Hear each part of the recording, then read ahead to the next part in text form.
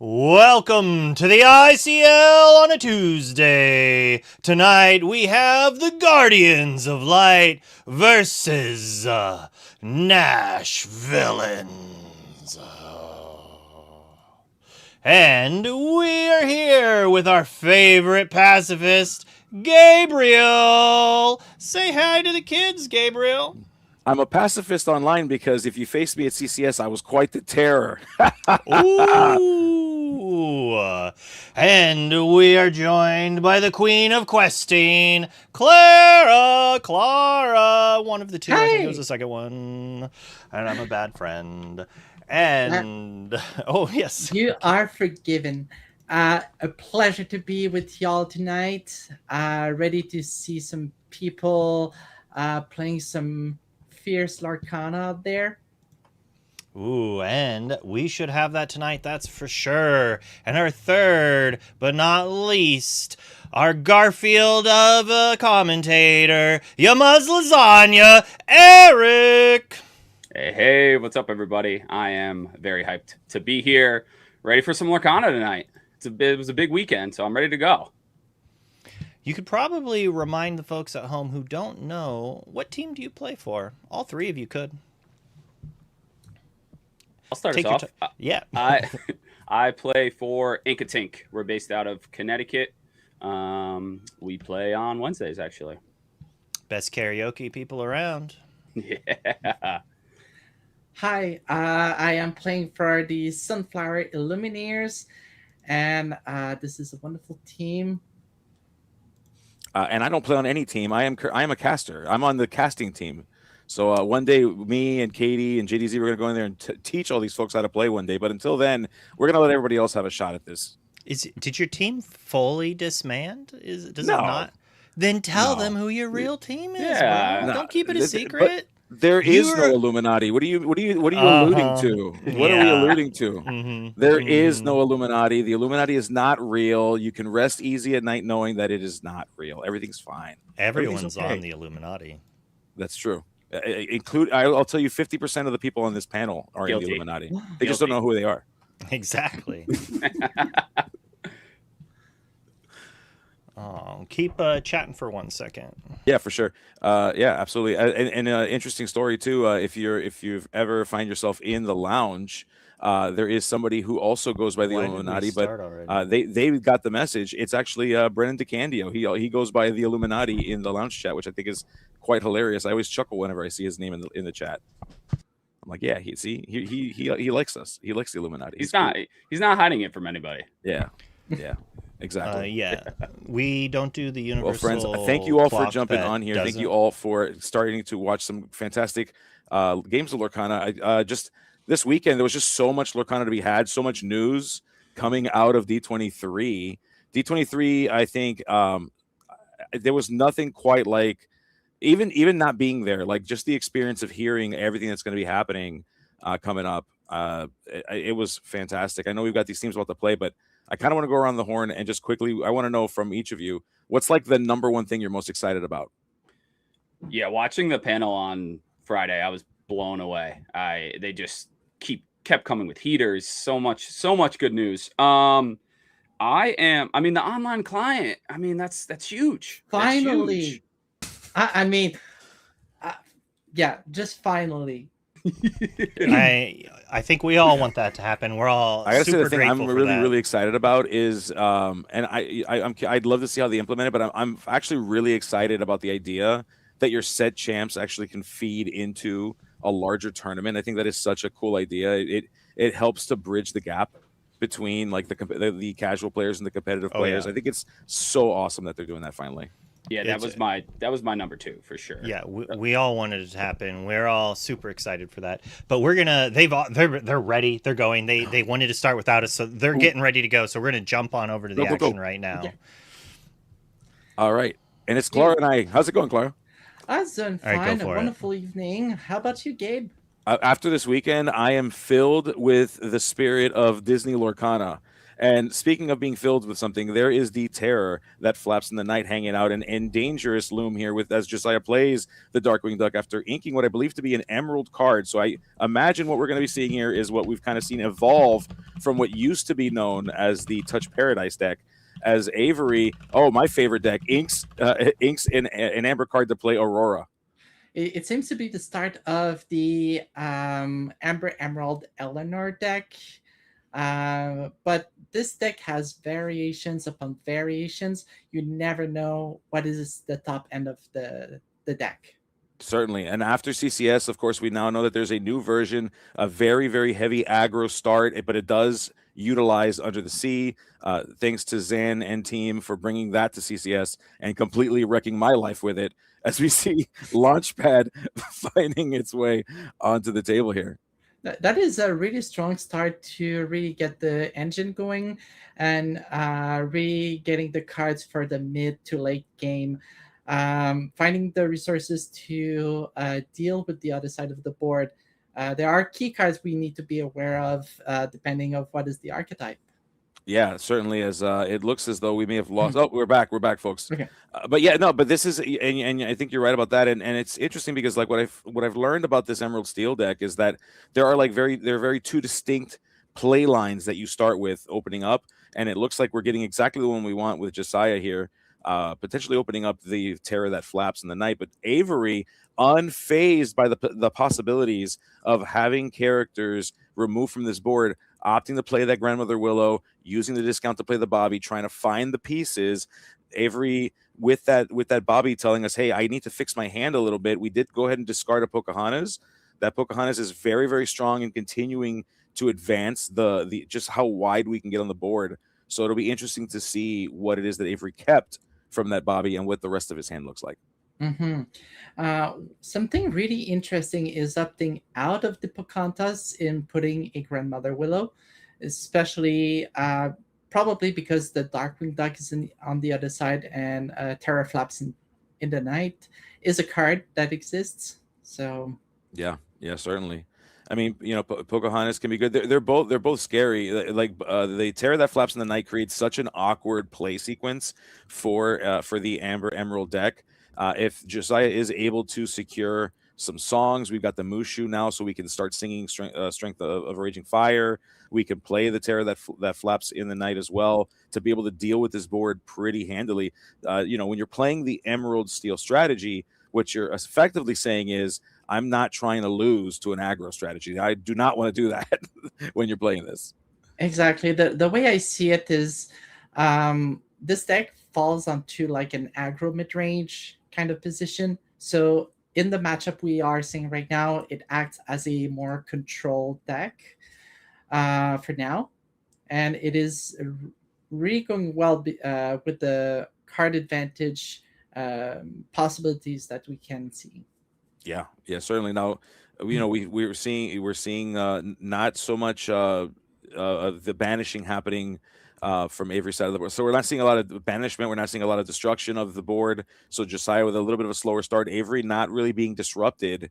Avery's got to either be feeling safe or really, really scared about what the future holds. Either way we go, Avery looks like we're still moving forward. And with our discount, is she here? She is. The renowned diplomat has arrived. Eleanor is here. Eleanor is the pinnacle of this deck. Like, she always comes on turn 3. And now is the question, do we go sideways or not? Not. It looks like the answer was no. Yeah, Avery's essentially saying, I don't want to get a free 1 card and a free 1 lore just to have my board completely destroyed and get myself in a bad spot. So Avery's opting to take this a little bit slower. Josiah's deck does not have that much of a top end. You might see something like a Broadway. It generally will run characters at costs 1 through 4. Some versions will run the Broadway, the Gargoyle card Broadway, and that could be a little bit scary. But Avery's trusting. Avery's trusting that we might see some characters survive. But Josiah says, I don't think so. I've got an angel that's going to change that for you, and we're going to sing Strength of a Raging Fire with the Mushu to deal with the Eleanor. Sadly, this is the risk that you're going into with this setup is having the other side getting to 4 characters, strength and that Oof. follow up with the terror flaps in the night. Uh, yeah. Let's Very, see. very Hope is powerful. there, but it took a hit. Yeah, yes. I mean, Avery, seeing the writing on the wall, opted to not exert the characters. It would have been so easy. Avery would be completely destroyed right now, no board, but holding strong, saying, you know what? The Emerald Steel has a very, very easy time with dealing with this board. Let me make it harder for you, Josiah. Let me put you in a position to use more of your resources if you want to get any parts of my board. Now, in the meantime, Josiah is going wider than Avery. So Avery is going to have to figure this out. Avery is a little bit behind here. Mm-hmm. What will Avery do? Let's see. Dale is interesting, but not quite so much with the board we're seeing right now. Bobby with 2 willpower and Aurora with 2 willpower. It will not cause a dent on the other side. No, it's not. Not necessarily. Yeah, if you're going to be relying on a deal strategy, you're looking for those 04s. You're looking for Mike Wazowski. You're looking for Thomas. You're looking for David, the surfboarding bodyguard. Those cards then present themselves as four willpower characters when they challenge with that Dale. Much stronger going into a board like this, but that's not what we have. Avery having to deal with the fact that we've got effectively in challenges 2/2s, and that's all we got. Mm-hmm. So I'm wondering if we play enough cards, Mushu could get online and draw us more cards, and so is Launchpad getting to potentially in a Zeus or a Strength to deal with the Dale on the other side. Yeah, certainly. I mean, Launchpad and Mushu do represent some fantastic card advantage. We're going to go ahead and ink in Ursula. So Josiah does not believe that we're expecting an Under the Sea from them. But even then, even if we were to get Under the Sea, we're looking at 2 characters currently on the board being dealt with. So Josiah, unafraid of that, inking the Ursula, opting to play his own Eleanor. And we're choosing to do the ability of Angel, discarding a Launchpad to deal 2 damage onto the Aurora, banishing her in the process. Yes, this is such a tough matchup for Amber Emerald. I mean, Emerald Steel here, and Josiah just maneuvering it so efficiently, making sure that these characters do not get any value. Dealing with the characters, the Angel was a fantastic find off the from the deck. Being able to play Strength of Raging Fire. So Josiah is enacting on the plan perfectly, putting Avery in a very, very tough spot right now, and Avery's going to have to figure out a way out before Josiah gets to 20, currently sitting at 6 lore on the board. And also, Josiah probably drew at least 3 cards on their turn, so that is a huge leap considering resources. Yeah, it's really, really rough going, Clara. The draw here is so critical as we see Pocahontas finding. Well, so we're playing 2 Pocahontas, but we don't have any 1-drops to follow along with it. So maybe we're hoping to be able to shift that Pocahontas. Maybe we're hoping to be able to just have characters out and make it difficult for Josiah to go sideways. Avery's put in a position where he has to deal with the board, so he's going to have to expose this Dale to a challenge or to be dealt with coming up into this next turn. Yeah, and from this point, Angel can easily discard a card to deal with Dale, and we have a clear path with Mushu, and no need to discard a card when you have Darkwing Duck. Yes, that Darkwing Duck is so strong. A lot of people are very. It's interesting. Like some people don't think it's good enough to include in this build, but the amount of damage that you can deal with the steel elements of this deck, that 1 damage is a huge difference maker. You know what else is a huge difference maker, Clara? Is 2 resist and Challenger 2. Unfortunately, not going to be able to use it. It will, however, extend into the turn. So now Josiah can kind of freely quest here. Oh, and playing Mother Knows Best. I love this card. Yeah. electing to return the Pocahontas to Avery's hand. Um, and I don't know who was the target for Angela. Probably, I would have chosen here the Eleanor. Yeah, for sure. I would as well. That would seem to be the case. We're not 100%. Fortunately, we can't hear them.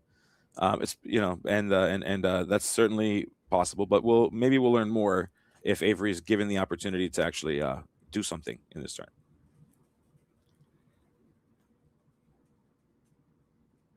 Avery thinking, redeploying the Pocahontas, but we do have a 1-drop now, so we are going to at least get value from the Pocahontas. It looks like we must have drawn that queen here. So at least we have some form of a board on the, Avery's side. I don't know if it will be enough to challenge onto Josiah side of the board, because if we take only Darkwing Duck for a second, one of the reasons why I like this card is it is a 2/5, and 5 willpower is really well suited in the current meta. And Avery only has like 2 strength characters right now. Yeah, it's tough. Some technology that we saw come out of this weekend is the inclusion of the Mickey Mouse Amber Champion, which would boost the willpower of these Amber characters by 2. It makes it even stronger with the Dale, as we see a second renowned diplomat finding its way onto the table. This has got to lock it up, because we can now deal 2 damage a turn. Oh, this is rough. Avery is probably getting pretty close to saying get into game 2 as we go ahead and deploy the White Rabbit, another character. And yeah, this is I think we're just far beyond the ability to do anything about this, because the lines of play on every for Avery is really limited. So Josiah will quest up until 15, I will believe. Eleanor's 14.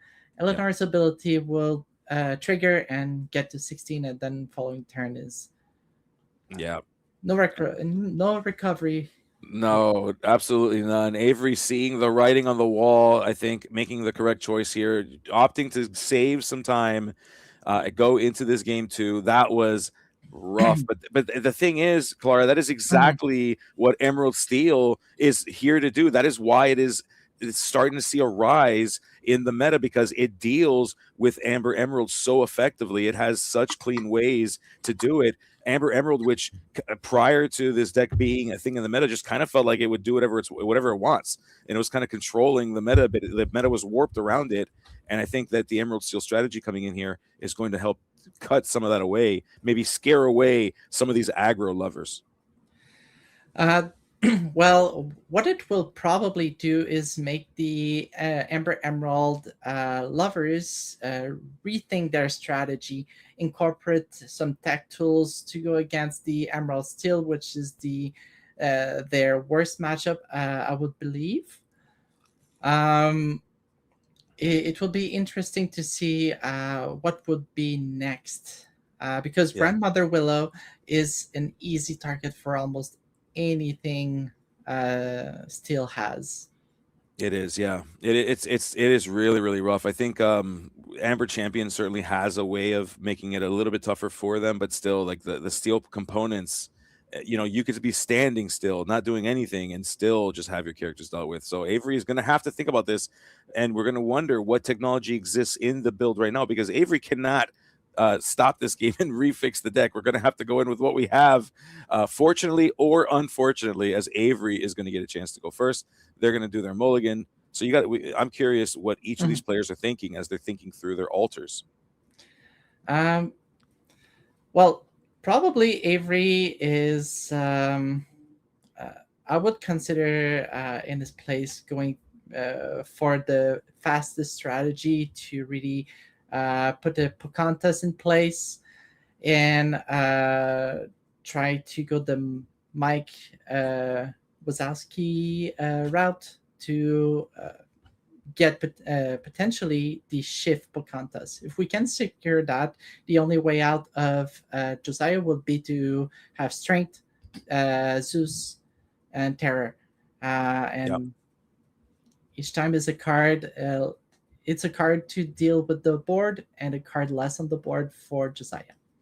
Yeah, I think I align with that pretty well, Clara. And you kind of hope that with those Mike Wazowskis, if we're able to find them, we allow Josiah to reveal those strengths, those terrors, and those Zeuses, or rather those Thunderbolts. I apologize. And that's what you're kind of hoping for when you play that Mike Wazowski, and not find an Angel or and not find an Eleanor, as we see the Peacekeeper going into the Inkwell to make way for Pluto, that friendly pooch. So, inking the Peacekeeper right now means either one of two things. We already have another one in hand, or we don't have the shift line available right now, so we try another route. Yeah, it could. You're absolutely right. As we see Strike a good match, another fantastic card in this build, allowing you to filter through the deck to play Todd. Josiah signaling that we may be trying to run into a Vixie line here. We'll see if that's true. Vixie is really interesting because it opens the turn 3 strength of a Raging Fire, which is potentially a counter to the strategy I just alluded earlier. Oh, we find a song with the Ursula. It is not strength, but it is Mother Knows Best. So showing the rest of the hand, we do see there is a Vixie. We see a Darkwing Duck. We do see the Terror that flaps in the night. We see Mushu, and we see Max Goof. Josiah is a hero, by the way, for bringing those cards so close to the camera and allowing all of us to see those cards. Thank you, Josiah. If you're watching this afterwards, you're a hero.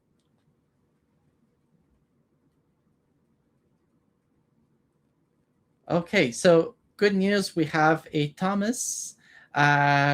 Could be leading to a Dale on the following turn, or maybe the turn after. Yep, there's the Vixie.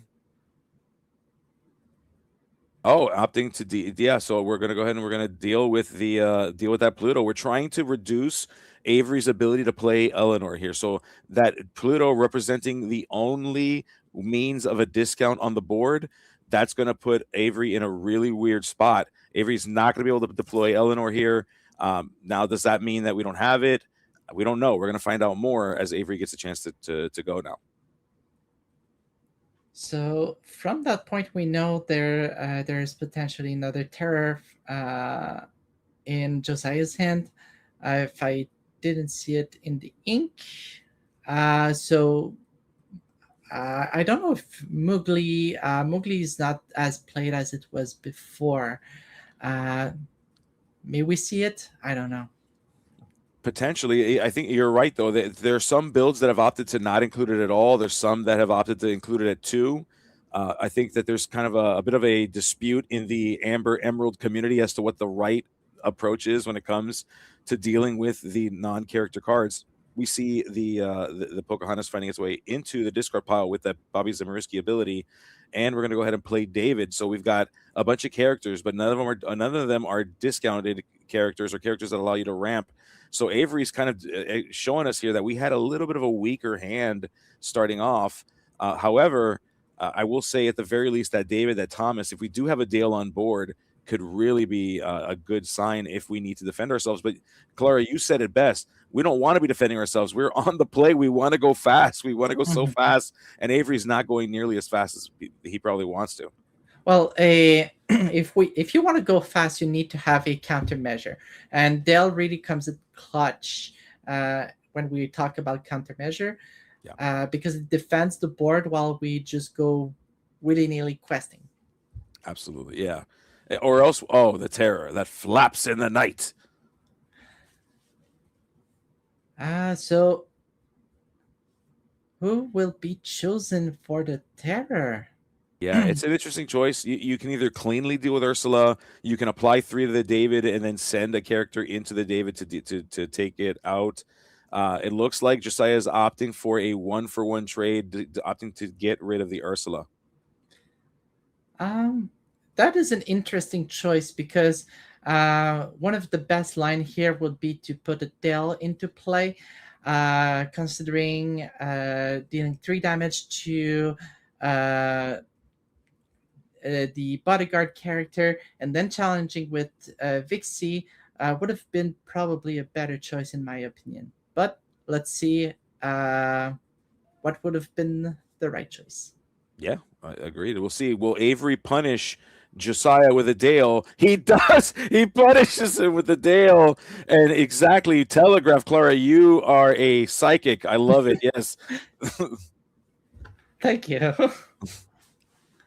I mean, I'm always one of the trick is I'm always thinking, what is the best line my opponent could put me in the face? Oh, and what a counter! Nice. That one knows best. We found it. So we top decked one. We found it that did kind of save us a little bit of heartache and pain, although still not fantastic. We still have a Thomas, so that Dale can still be pretty potent if Josiah does not have an additional countermeasure to the Dale returning on this coming turn. So really interesting thing here is Mushu. Getting the hand filled as soon as possible, as we have less cards than Avery. That would be key to go into the mid to late game. Yeah, certainly. I mean, the worst thing you could let Josiah do right now is to draw more cards.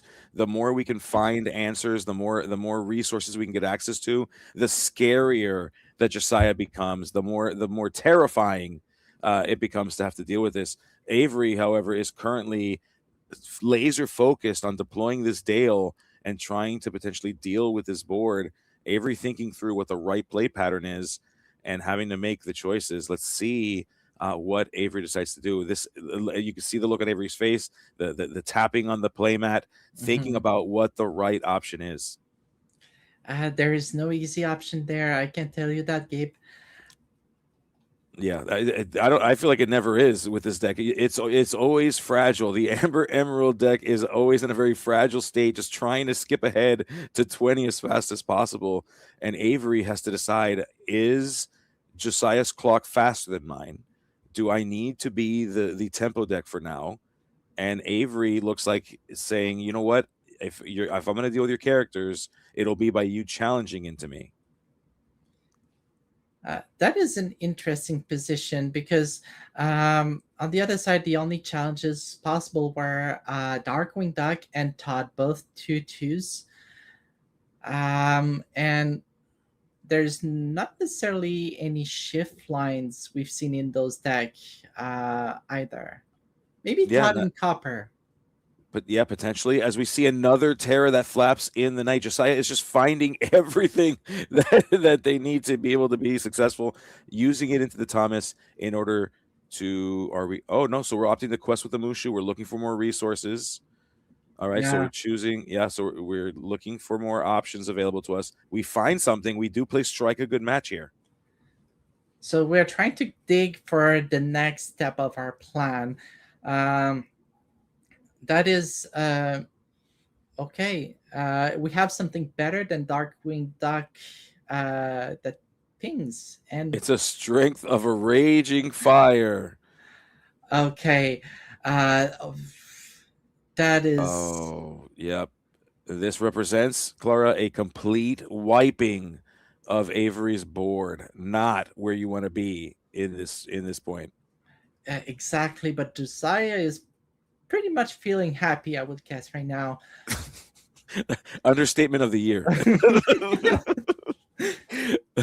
As we look for something, anything to save us, Avery feeling a little bit of desperation. We do see the Nani coming down, looking at the top 4 cards of the deck, deciding on a 2-cost or less character, choosing Pluto. The remaining cards will end up going to the bottom of the deck here and opting to play it.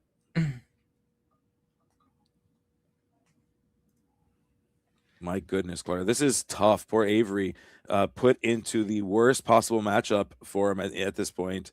As we see Eleanor finding its way onto the table, Mushu going in for a quest, netting Josiah another card. This Emerald Steel deck is just so good at just continuing to draw when it needs to, continuing the quest. We're going to get to that 7 count of lore. Eleanor is going to push us to 8. We're going to draw one more card, and we're going to choose one character to get some damage, and it's got to be the Nani for sure. Make it easier to deal with the Nani if Nani wants to deal with me. Yeah, and also even if we know that Avery is in a tough position right now, we want to thank our players that are getting through the motion, doing their turns, doing the best they can to show what best possible outcome they can get to. Even if they win or lose, they still play it out. Yes, absolutely. I 100%. That is in the spirit of the ICL. That is in the spirit of these players as well. We want to make sure that we get these games in. As we see David, we're climbing, we're mounting a comeback as best as we can though, and fighting through it as best as we can. Can this be enough for Avery to survive this, or is Josiah too far ahead? Avery opting to quest, I believe. Yep. Yeah, I believe it's a quest that we believe that we're doing here. Oh wait, although hold on, it looks like there's some thought happening. Okay, maybe not. So we chose to quest with the bodyguard.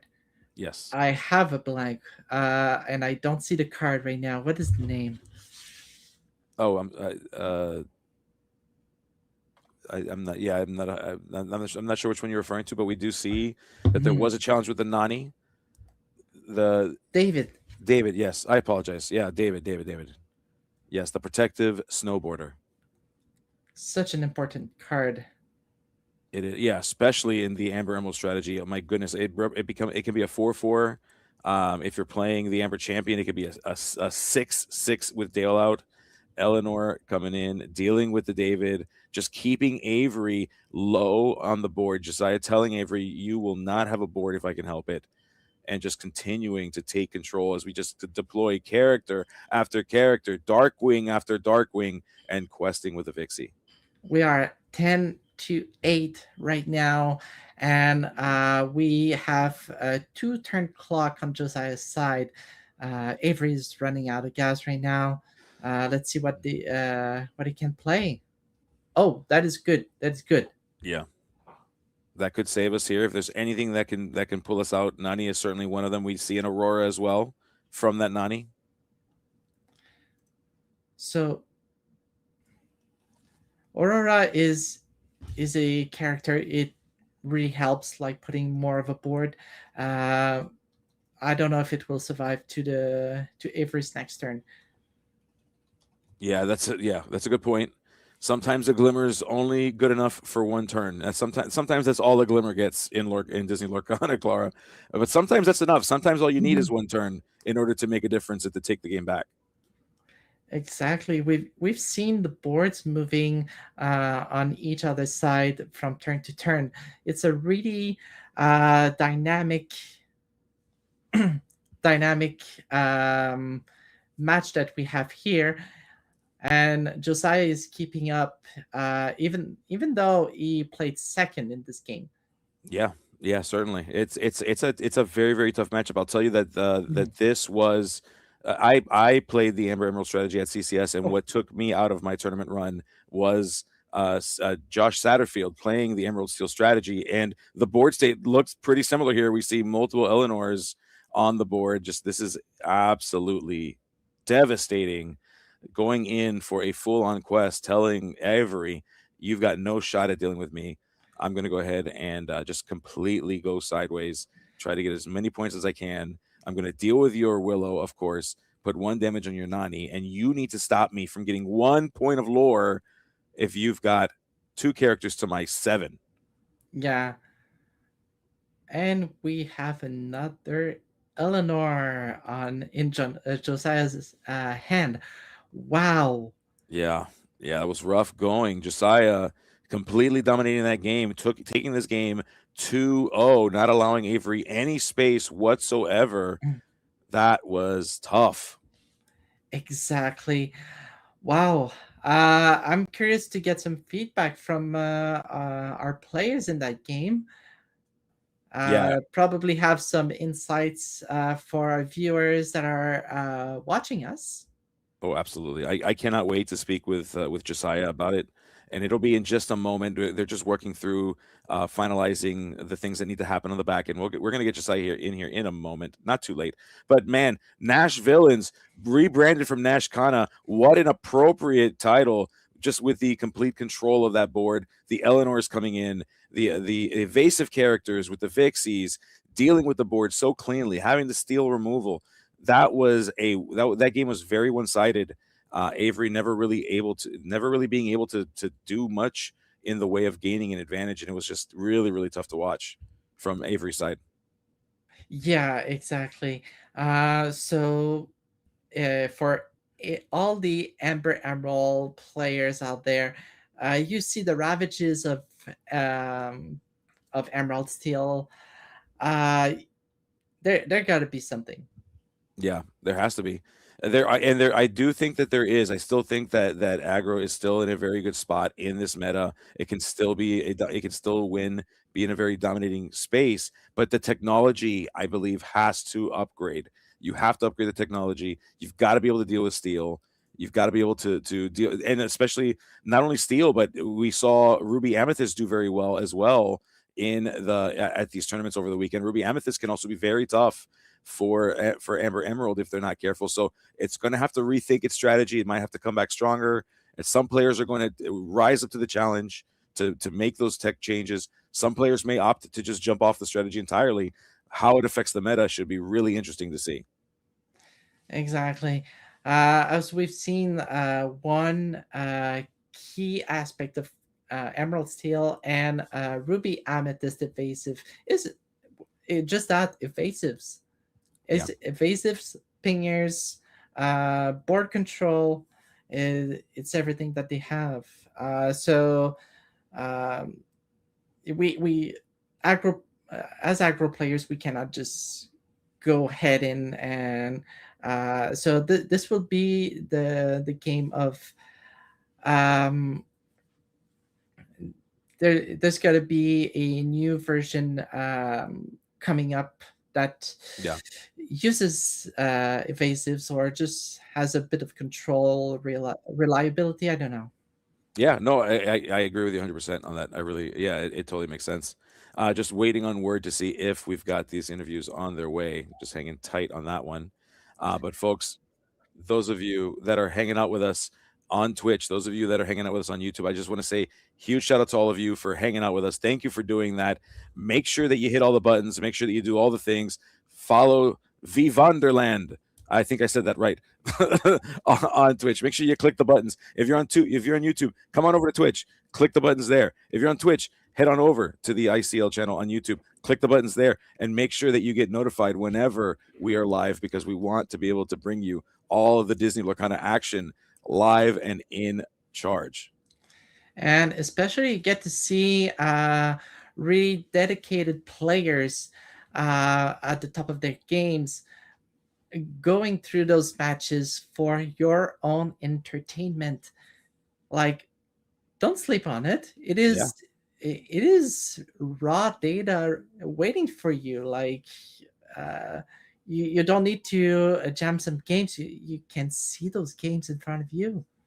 I agree 100%. I'm going to be going to a last chance qualifier in California. Clara, I don't know if you're going to be there, if I'm going to see you there or not. I'll be there. I want to see you, but not in the same pod. Let's pick different pods, okay? Let's do that. And then we'll have lunch after we both of us clear our pods. Exactly. And if people want to meet us there, like, I like to chat, like, so. For sure. I'm excited to get to hang out with you over there. I know we always see each other at DLCs, and we're kind of always past each other because it's such a tense, at least for me. For me, it's like super tense, and I'm like trying to focus on my game. And sometimes you don't get to talk as much as you'd like, but I cannot wait to get to hang out with all of my friends, yourself included, as we're getting ready for this. And you're right. I watch the ICL. I go back and I rewatch the matches, even on the days that I'm not casting, because I want to see and absorb as much of the information as I can, because I want to be successful.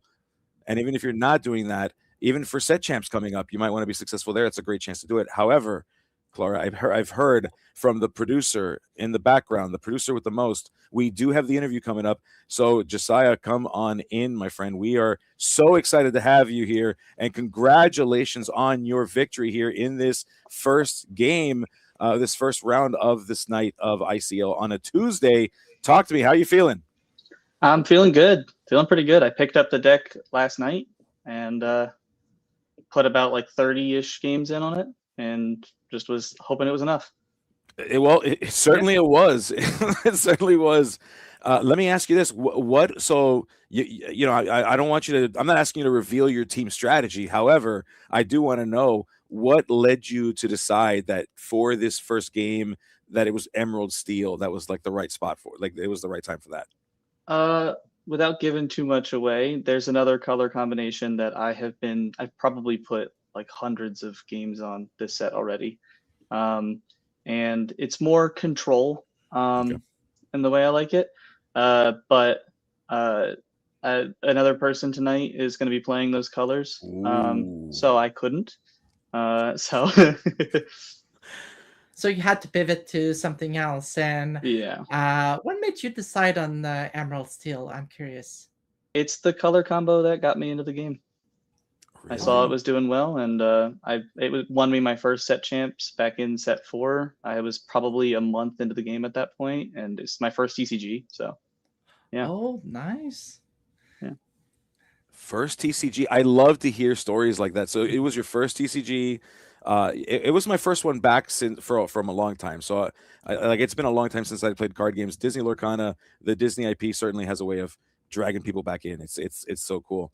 So you when you saw that you were queued up and your opponent was playing Amber Emerald, I gotta know, like what were you feeling when you saw that it was going to be the Eleanor Princess Aggro deck? I was kind of surprised. I've seen a lot of hate for that deck lately, like a lot of decks running, like for example, Purple's running 4 Isis, 4 Tigger. They're running Svens to just rip into things. So I was a little surprised to see it first thing. I was kind of expecting some purple, but I'll say for Green Steel, it feels like a pretty good matchup. Like that first game, I mulliganed 6, and I kept I had like a horrible starting 7, and I kept just the Angel 4-drop, and I was like, hope I find a 1, 2, 3, and I didn't know what he was on, but I knew it was inkable. So if he's on an aggro or even a purple yellow that runs the tree, you know, like I can use that to my advantage. If not, I can ink it and move on to something else. And it worked out. He showed that he was on Princess Aggro, and I was like, oh, okay. And then game 2, I just saw my hand, and it was full of like just different types of removal that I was just ready to use and run with. Yeah. Go ahead, Clara. We've seen those removal all through the games. Strength of Raging Fire, Mother Knows Best, Terror Flaps that flaps in the night. And was there some Thunderbolt in there? We've seen players running these, or you want to keep that a secret? No, I don't really care to keep it a secret. There's no Thunderbolt in this one. It's on 2 Mother Knows Best. Instead, it uses also, I didn't get to see it. It uses the 4-drop Rapunzel as well. Interesting. As another way to bounce things. Yeah, it's a tempo deck too. It can be fast. It can be so aggressive with like that Todd Vixie start. You go Todd Vixie, turn 3 Vixie Todd, and all of a sudden you're off. You're better than the aggro players. Or conversely, you can flip it and do the Darkwing Launchpad and kind of go a little bit slower, but you're drawing more. It is such a fantastic deck to see operate. And yeah, I think it's funny too that there's like multiple camps. Some people are insisting that you need Thunderbolt. Some people are saying that Mother Knows Best is better. I mean, I think you showed today why it could be very powerful. You could sing it on 3 with a Vixie that you play on 2 and still be able to keep going. Sing it at the same time. So you've got now 8 cards in your deck that can be sung on 3. So very, very powerful decision. I think that's a fantastic way to go. Having said all that, my friend, I want to say thank you again for playing these games, for allowing us to watch these games. I'm going to give you a chance now to go ahead and just share whatever shout outs you want to give, anything you want the world to know. This is your moment, Josiah. Yeah. Shout out to our local Nashville Lorcana community, NashCana. or NashCana. We can never figure out how to say it. But you'll see in our NashVillains logo, it's got villains slapped over the Cana. We have built a sort of more pro-focused team from that group and kind of made a separate distinction as one is a community and one is a pro team. So shout out to both NashCana and our new team, NashVillains. And then shout out to the Lounge as well. They are where I started with all of this. I have a friend who he now makes, he was a game dev for Star Wars Unlimited, and he's the one that got me into Lorcana and brought me into the Lounge in the like early days, and they're the reason I am where I am now. So you're saying the Lounge is the reason why you are how you are. So I get to blame the Lounge for all the evil that the NashVillains have brought. Absolutely. Well, Josiah, thank you so much. It was so much fun watching you play, buddy. I cannot wait to see you all again. However, we've got more. We've got teammates coming up shortly, and we'll be seeing you all in just a little bit. All right. Thank you. All right, Clara. So that was exciting. We are back.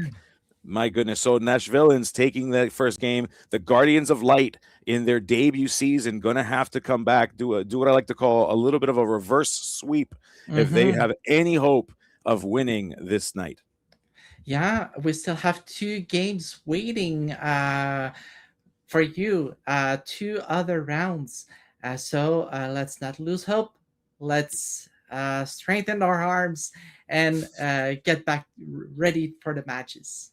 I love the like strengthening our hearts. I see the Guardians of the Light logo, the shield. I have like this heroic feeling right now. I just feel like protectors and just like paladins of Disney Lorcana, standing at the guard, defending the realm of Lorcana from these evil NashVillains. I want to see them come back. A good story told always starts, unfortunately, with a tragedy, and sometimes the villains have to take an edge for that to happen.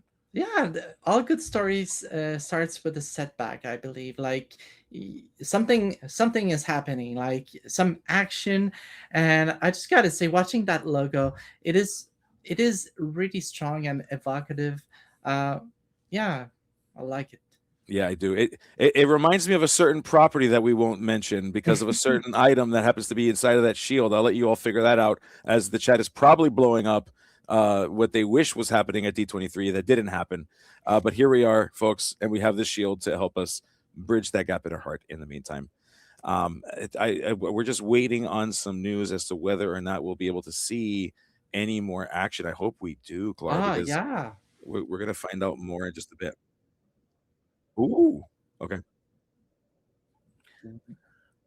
There were 4. Okay, so I'm hearing from production that there were 4 there were 4 amber emerald decks that were played in this round. So all 4 games all the games rather, all 3 games completed pretty quickly, as often happens when you're playing an aggro strategy. So we might be getting ready to jump right into a round 2 very, very shortly, rather than.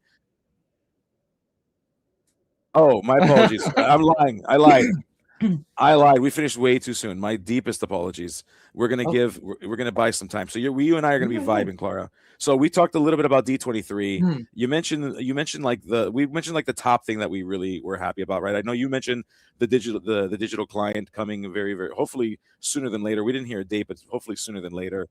I loved the fact that Set Champs is going to be feeding into like this regional structure. What else really stood out to you about this weekend that you're like really excited about? Well, okay, I gotta be honest. I've been following the news like on and off.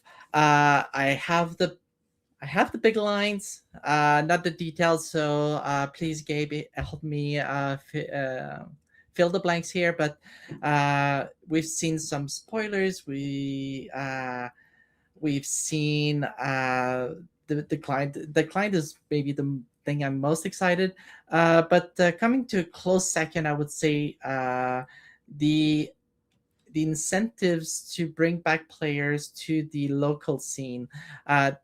If you want to start building a competitive community. Hey, friends. Welcome back. Hello, hello. Hello. Well, we are joined by our friends here. We've got Eric back, and we have one more guest. If you'd love to go ahead and introduce yourself, please let us know who you are. We didn't get a chance to hear from you, bud. Yeah, hi everyone. My name is Avery Stouthearted on all the channels. But yeah, I'm the one who got beat in round 1. That was me. I'm so sorry. Hello. It happens. There's always a risk. I feel like Amber Emerald right now, it was doing so hot. Everyone is like vying for it to like not do well. So totally fair. And I knew it going in that there was probably going to be an uphill battle, and it proved to be, but still super fun. That Emerald Steel deck is something to watch out for, though, I would say. Yeah. It's so flexible, and I think you mentioned, it can go between like an aggro or a control strategy pretty easily. So it was really cool to see, even on the receiving end. It was cool to see.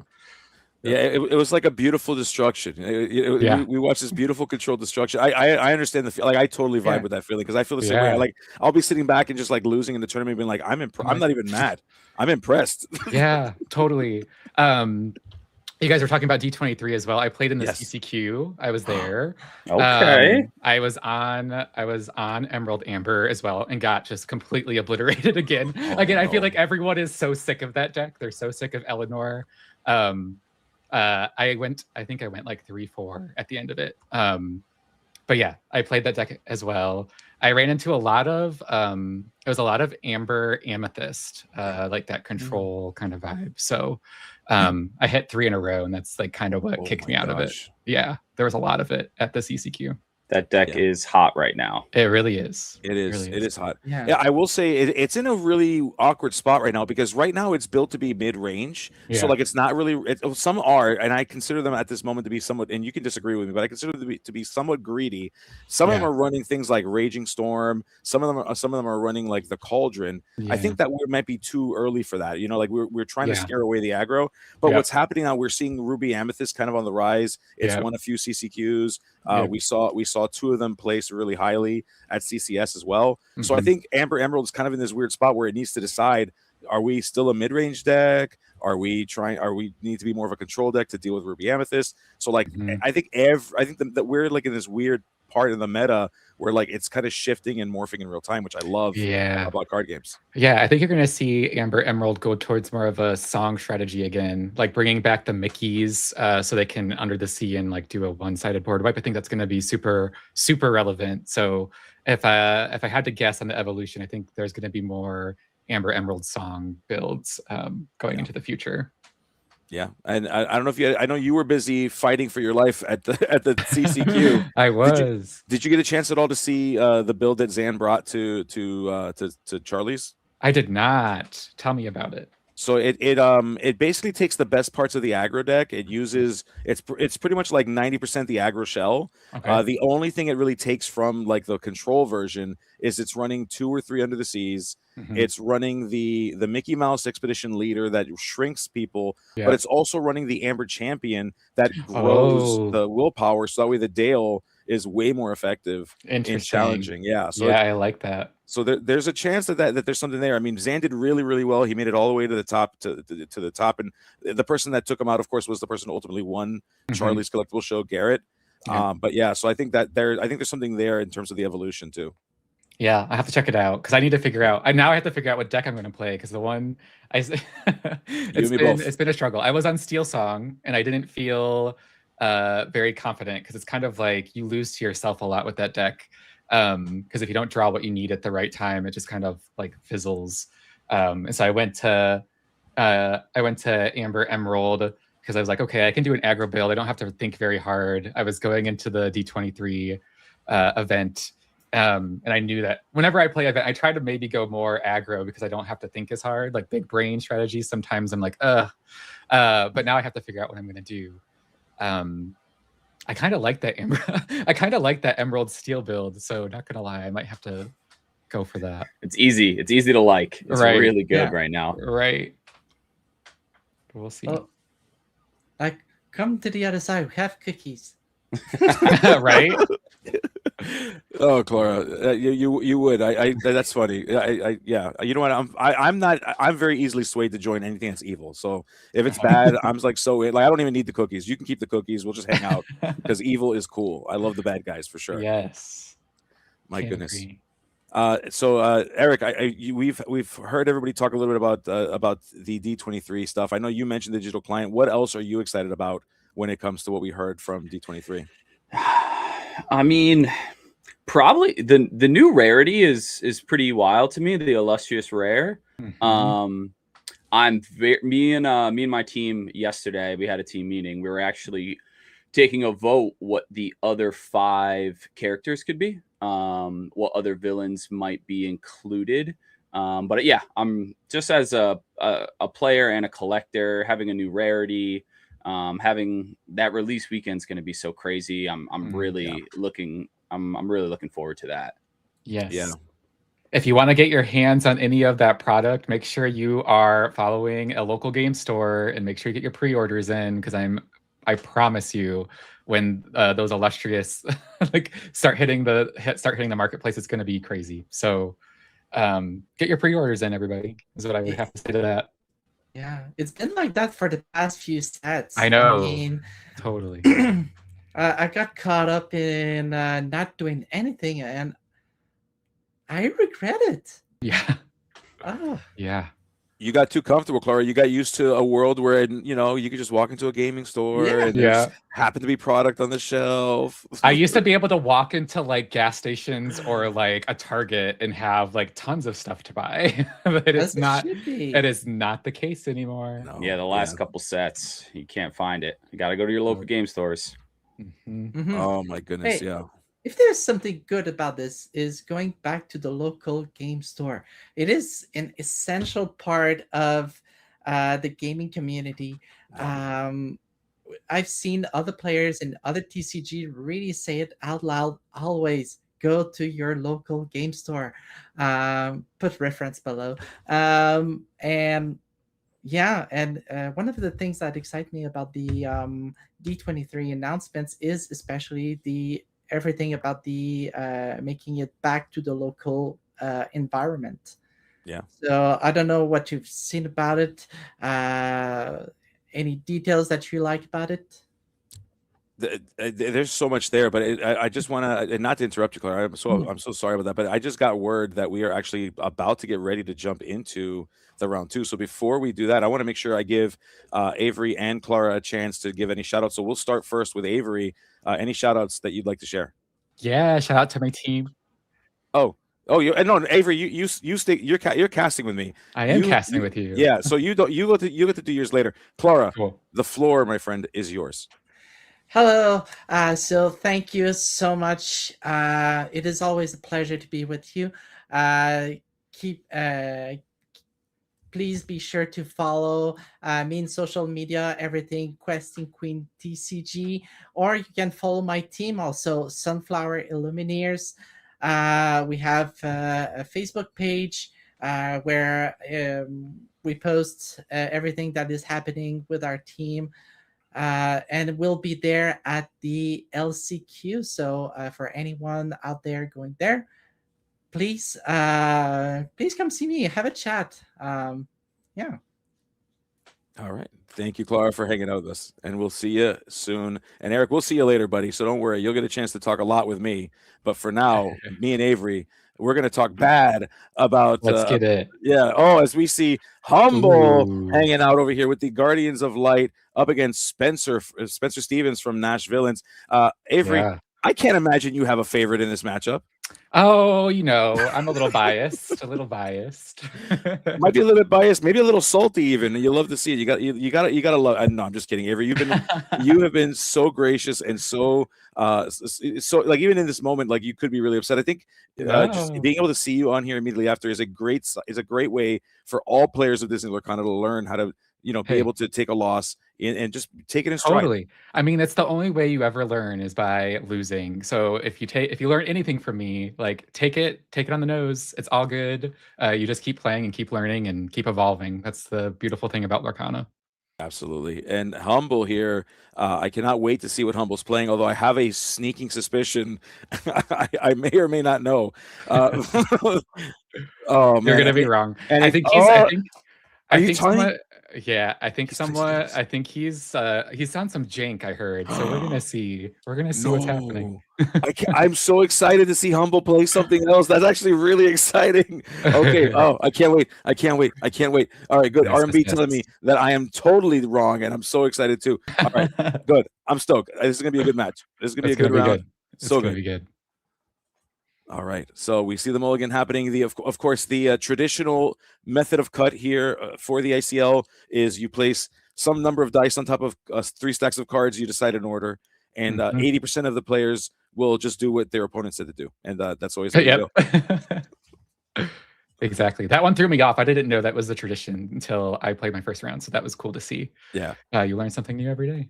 My favorite is when your opponent goes, hey, we'll do the three-way cut, and then I'm okay with half cut the whole way through. Yeah, right. That's my favorite. All right, we have Humble here with Luisa Madrigal. Do you know what he's playing now, Gabe? I missed the ink. What was it that he inked? He inked a Hades. Okay, so we've got the one Luisa. color. Yeah. Okay, so I mean, I would imagine if we're talking traditional, it would be amber and amethyst. That would be my first guess.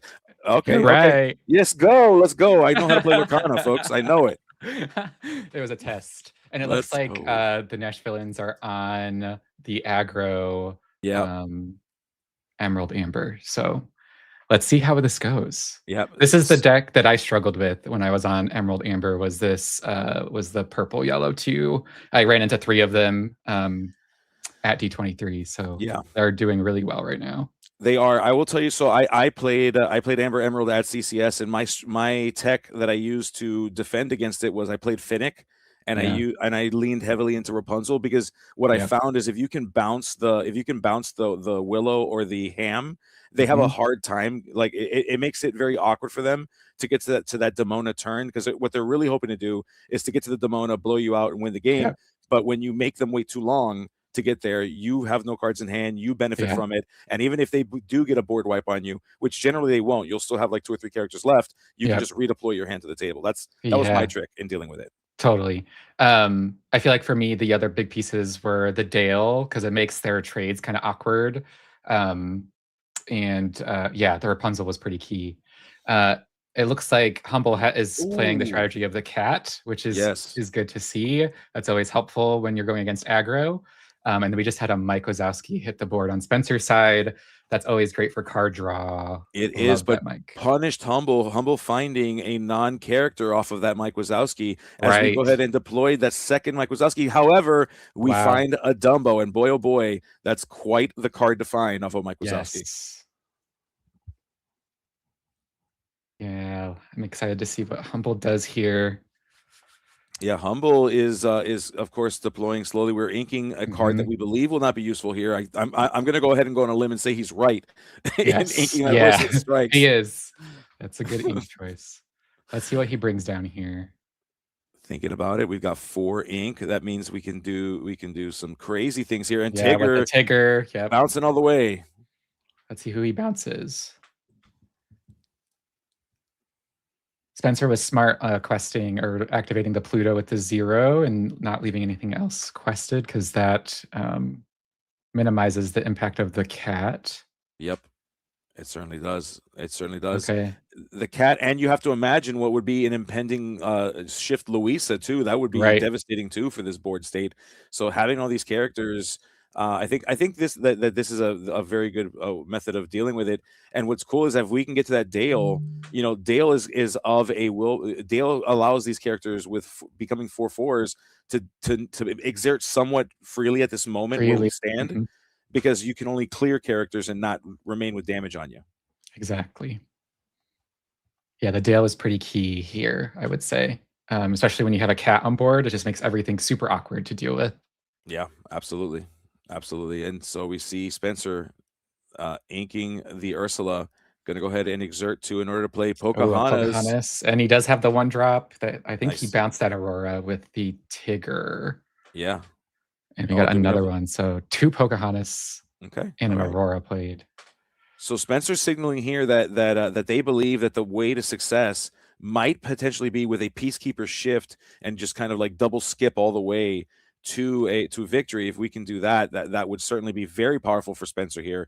Humble's going to have to figure out how to prevent that from happening, as we're just playing a very fair game. We didn't see a Willow, we didn't see a Ham, so we're playing it fair. We're dropping characters on the turn that they're supposed to be played with the cost that they're supposed to be played for. Yeah, and he did find an Isis. That's awesome. That's exactly what he needs to see here. That's good. Yeah, these cards, the 4-cost cards, is what makes the game very awkward for the Amber Emerald strategy. You've got the Isis, you've got the Tigger, you've got Sven potentially as well. Yep. So the 4-cost slot in Amber Amethyst is the absolute scariest place to be if you're playing the aggro strategy. Yes. And Humble did take out one of the mics, which was really smart, so it turns off at least one part of the card draw of that draw engine he was establishing there. Oh, yeah. And Humble getting ready to enter into the 6 ink turn. Demona, is it coming? We might find out sooner than later. We're going to activate a Mike Wazowski. We find Rafiki, and we find Aurora on Spencer's side.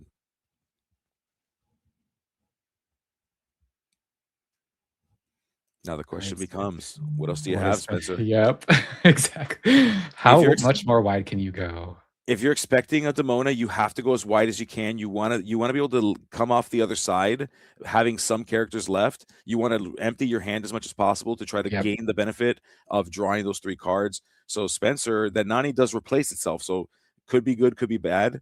We do find a Thomas though. So it looks like Spencer trying to value just getting cards out of hand, but I don't know if it's going to be a whole lot that we can do. Yeah, he needs to ink and at least play another thing. I don't think that's going to get his hand low enough though to be able to draw off of Demona. But we are questing with the Aurora allows us to shift. We got the shift. We found it. That's a big deal, folks. That's exactly what you want to do going into the 6 ink turn. If you want to stop Demona from being effective, I got an idea. We're going to have a showing of peace and no challenging. No challenging. That was awesome. Oh, and we're following up with a Hades. Let's see. I'm assuming he's going to pick the Pocahontas. And he made him draw 2. So, yep. I mean, the thing about Hades is that it makes Demona not as good. You don't get to get the benefit if you got a bunch of cards in hand. I know. And opting to deploy the Hades as well as I believe that's the Rafiki. That's the Rafiki. Yep. And Spencer's gonna hope that we find another Peacekeeper, maybe. That always feels the best if you can get 2 Peacekeepers in a row. That is always the best situation. Mike Wazowski, Mike Trigger. We got another Rafiki and a David. All right, now Spencer, do you have it? Because we have a second. We do have a second Pocahontas that we can shift on for maximum value here.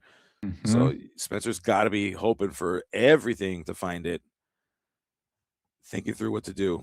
I wouldn't mind seeing a Dale here either, because the Dale would also be pretty hefty. Yeah. It would be tough because that Dale would be, if there is a Demona waiting for us on the other end of this, playing that Dale, we do have the David, right? So like the David kind of creates a bit of a stopgap, forces you to deal with a 4-cost character, a 4-strength or a 4-willpower character into that Dale. It can put a dent in Humble's board for sure. Yeah, if I'm Spencer, I'm trying to figure out how I can quest as fast as possible. Yeah. I'm curious to see what he has in that hand. And how Humble is going to deal with this. Yeah. Okay, looks like we're trying to trigger an Aurora. Let's see who it is. And for folks that it looks like there was. Oh, it's an Eleanor. Okay. It's an Eleanor. I don't know how useful it is here. I mean, it's going to help him move quicker. Pinging that damage with an Eleanor always feels weird. You have to be very particular about where you place it. Yeah, you're right. It like Eleanor is awkward here. We do see the Thomas, we see the Pluto, so more characters that can allow us to try to come out from a Demona turn, end up on the other side of it in a good spot. As we're going to go ahead and quest with the David, going all the way up to 9 Lord. Oh, questing. Keep going. Yep, we're going with a full quest. Full quest. All right. So, well, we're that's exactly what that's what he needs to do, because he's just trying to race. Now that he has the Eleanor on board, he's going to try to keep 3 characters locked in as much as possible so he can keep getting the Eleanor triggers. So that was probably the the smartest move. That's what I would have done.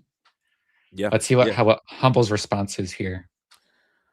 That's a great question. What is Humble's response as Humble's moving the ink around, trying to visualize where the resources will wind up as we are going into this turn? He has to deal with that David first, so let's see what he decides here. Yep, David dealt with. Takes out the David.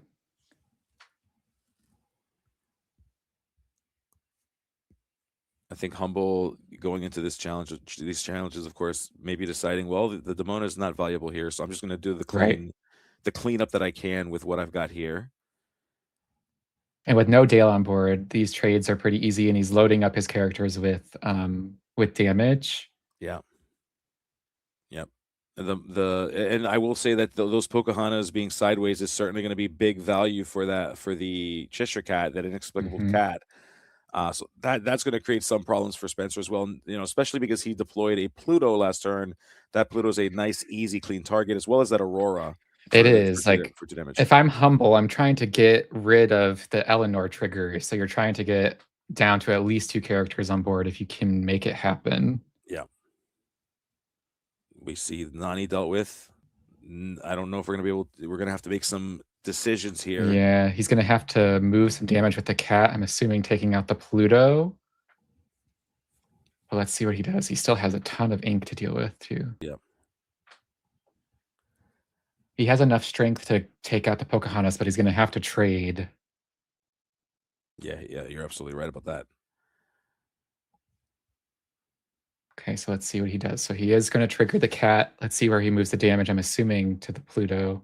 Oh, maybe not. Are we making the Peacekeeper easier to deal with? Maybe. Oh, no. Humble's thinking about it. I know, he hasn't decided yet. I think for me, I would pick the Pluto, but he's picking Eleanor. Okay. Interesting.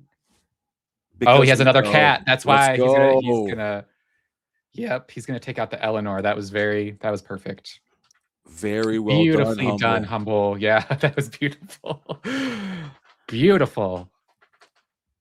That's why Humble is Humble, dude. Humble I know. Such a smart player. Outside the box. Yeah, sure. Such an intelligent player. I love watching Humble play. One of the best out there, no questions about it. Yeah, I think this is where everything kind of takes a turn. We'll see what Spencer's response is, if he can keep the speed up. But this is typically where you see Amber Emerald start fizzling a little bit. Yeah, certainly. I mean, we're at 14. We were kind of hoping to maybe double jump, double skip, but Spencer opting to, in fear of a potential Demona, saying, well, I need to get the value from these characters before I don't get them. That's kind of what that was signaling to me when we opted for that full-on quest. But now we may be worse for having done it, given that Spencer, I can't see the total number of cards in Spencer's hand. But if we're exerting 4. We're playing. The Eleanor's back. Okay, the Eleanor's back. Okay. This is scary because we can get up to 19 if we go on a full-on quest here. If Humble doesn't have an answer for that second Eleanor, but we do have 2 cats, and the cats. He does have 2 cats. He would make it happen. Yeah. This is interesting because Humble definitely has the ability to keep this board under control. Okay, the bodyguard. Ooh, okay. All right, let's see. Is he going to activate the bodyguard? That's going to be interesting because what we can do here is we can quest out with these 3 characters, gain the 1 more from Eleanor, taking us to 19. Spencer, which it looks like that's what we're doing. Spencer's effectively saying you need to deal with both of these characters because if you leave one, then I win the game. Yep. So we'll see what happens. And that Pocahontas with a big butt is not gonna help either. No, a lot of decisions have to be made here. Yeah. Yep. Absolutely. My goodness. The question becomes: can Humble deal with the entire board? And we're going to find out. The number of ways we can do it. I think if we have certain pieces in hand to do it with, he'll need to exert the Eleanor with something. Yeah. So if he has an Isis or a Demona. Yeah, Humble's thinking through it, making sure that we don't make any mistakes here. Yeah, if I was Humble, I'd want to see an Isis here.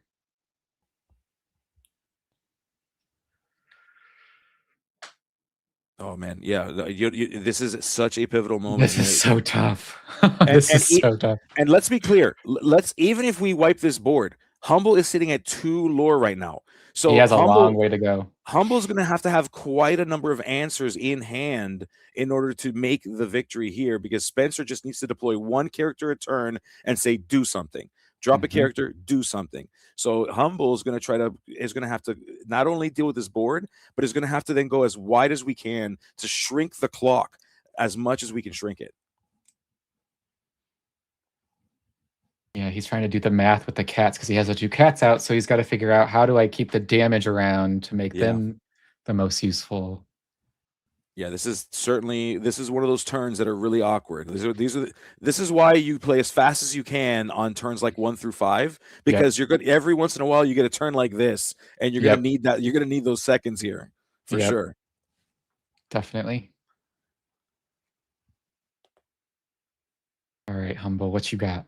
Yeah, let's see. Can the Guardians of Light fend off the evil NashVillains for one more match, or will the villains win and tell the story?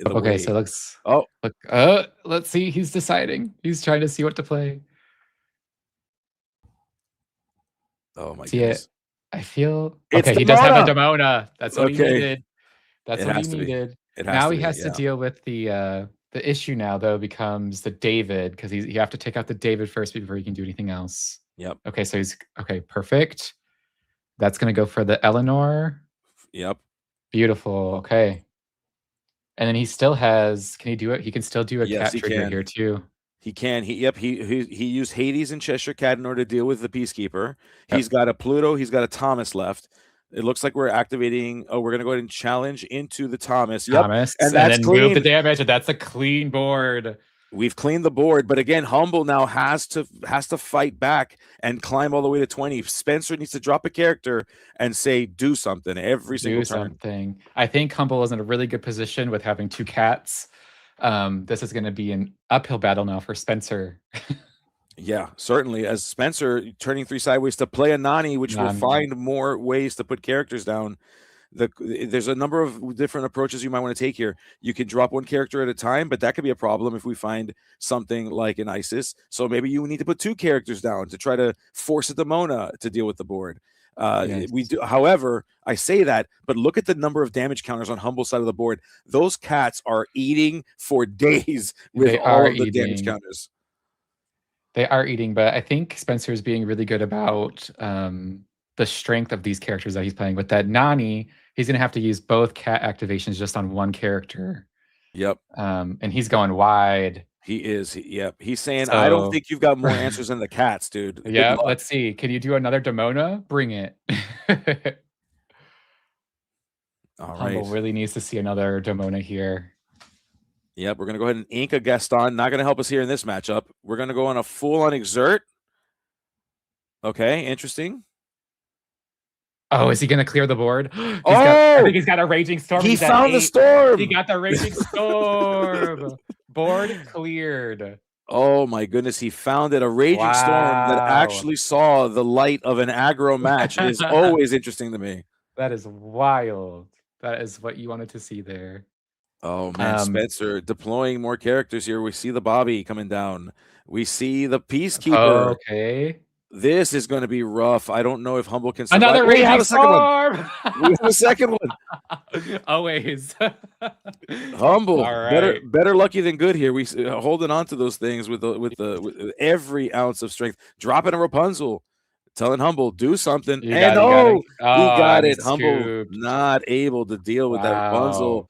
Oh my goodness. That was insane. Work. Great work, Spencer. That was awesome. Congratulations to Humble for hanging in there that long. That was amazing. That's amazing. Double Raging Storm and a Demona, and he couldn't hold it in. But that's how the cookie crumbles with aggro sometimes. It really is. It really is. I think both players played that matchup so well. They did the best that they could with the tools they had, and Spencer coming out on top of that matchup. Interesting, because I'll tell you that when I play Amber Amethyst, anytime they get to 8 ink and they're able to deploy. Oh, my apologies. They're able to deploy that Raging Storm on me. I'm usually not in a good spot. That's not where I want to be. Definitely not. That's not where I want to be. Yeah, but Spencer, he kept the characters up, and that was exactly what he needed to do in that moment. That was a really great recovery on Spencer's end. Getting rid of that Eleanor was wild for Humble. I think that was very smart, clearing that board, but then didn't stop Spencer. He had enough to keep it full. So really cool to see. It was super cool to see. Humble now going to have to respond to this. Humble going to be on the play here. It is going to be interesting to see how we deal with this. Can Spencer get out from underneath it and close this thing up 2-0, or will Humble lock down a victory for the Guardians of Light? We're going to find out.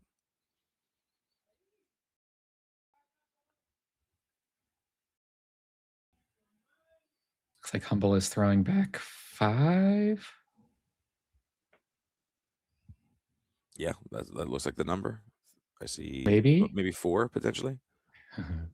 Well, both these players are going to have to figure that out. But let me ask you, having played the strategy that Spencer's playing, what are you like? Let's say you're Spencer right now.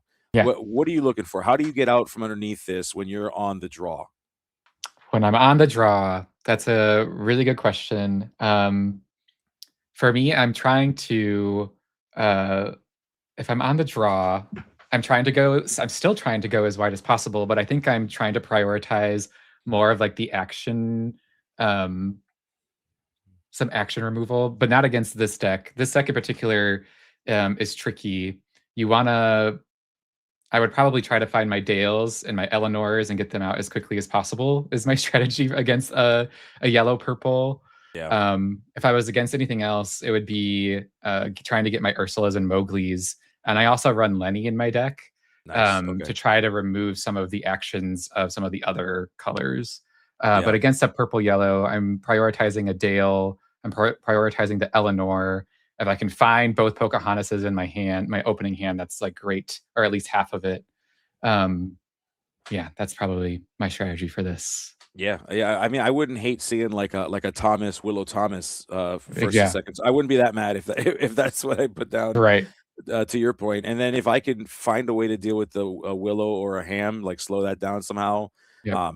Try to like get there to make the Demona happen a little bit later. Yes, and if you can make favorable trades, like if you have a Louisa that's exerted and you have enough to like take it out, I say take it out. Like try to keep their if you have the opportunities to not take damage and you can take something out on their side, do it, because what they're trying to do is almost outpace you and build up their board before you can take over. So and Humble over here doing his best. Very strong open. His best Emerald impression over here, just dropping as many characters as possible. Spencer must have heard me through the power of the internet. Yeah, he's like, we need the 2 Thomases and a Willow. As we see, oh my god, and this is scary. Yeah, this is scary. This is exactly the start that Humble needed last time. We didn't see any ramp whatsoever. We didn't see the Willows. The Ham came way later as Ink. So Humble must be feeling great about the start here, because this is so far and ahead what we did in game 1. It's a very good position to be in.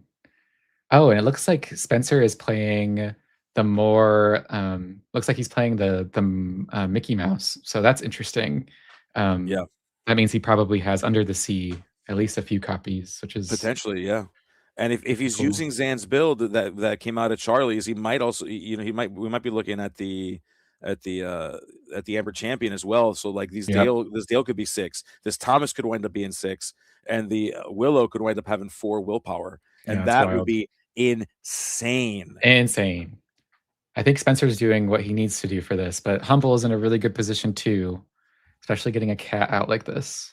Yeah, certainly. As people that are noting that Humble's red cards look very purple. If you're just tuning in, that is in fact Amethyst and not Ruby Amethyst on Humble's side of the board, folks.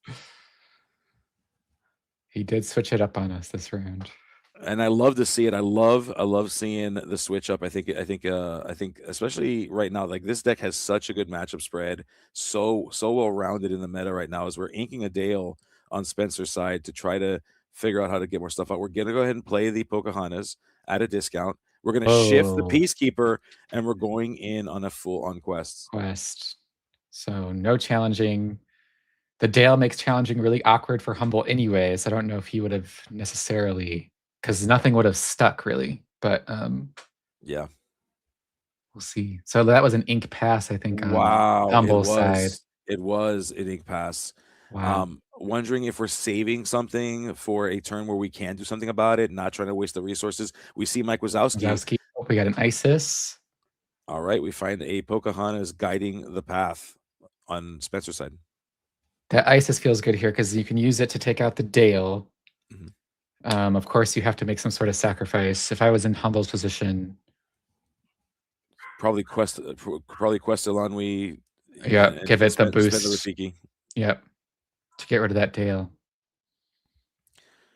And yeah, we do see.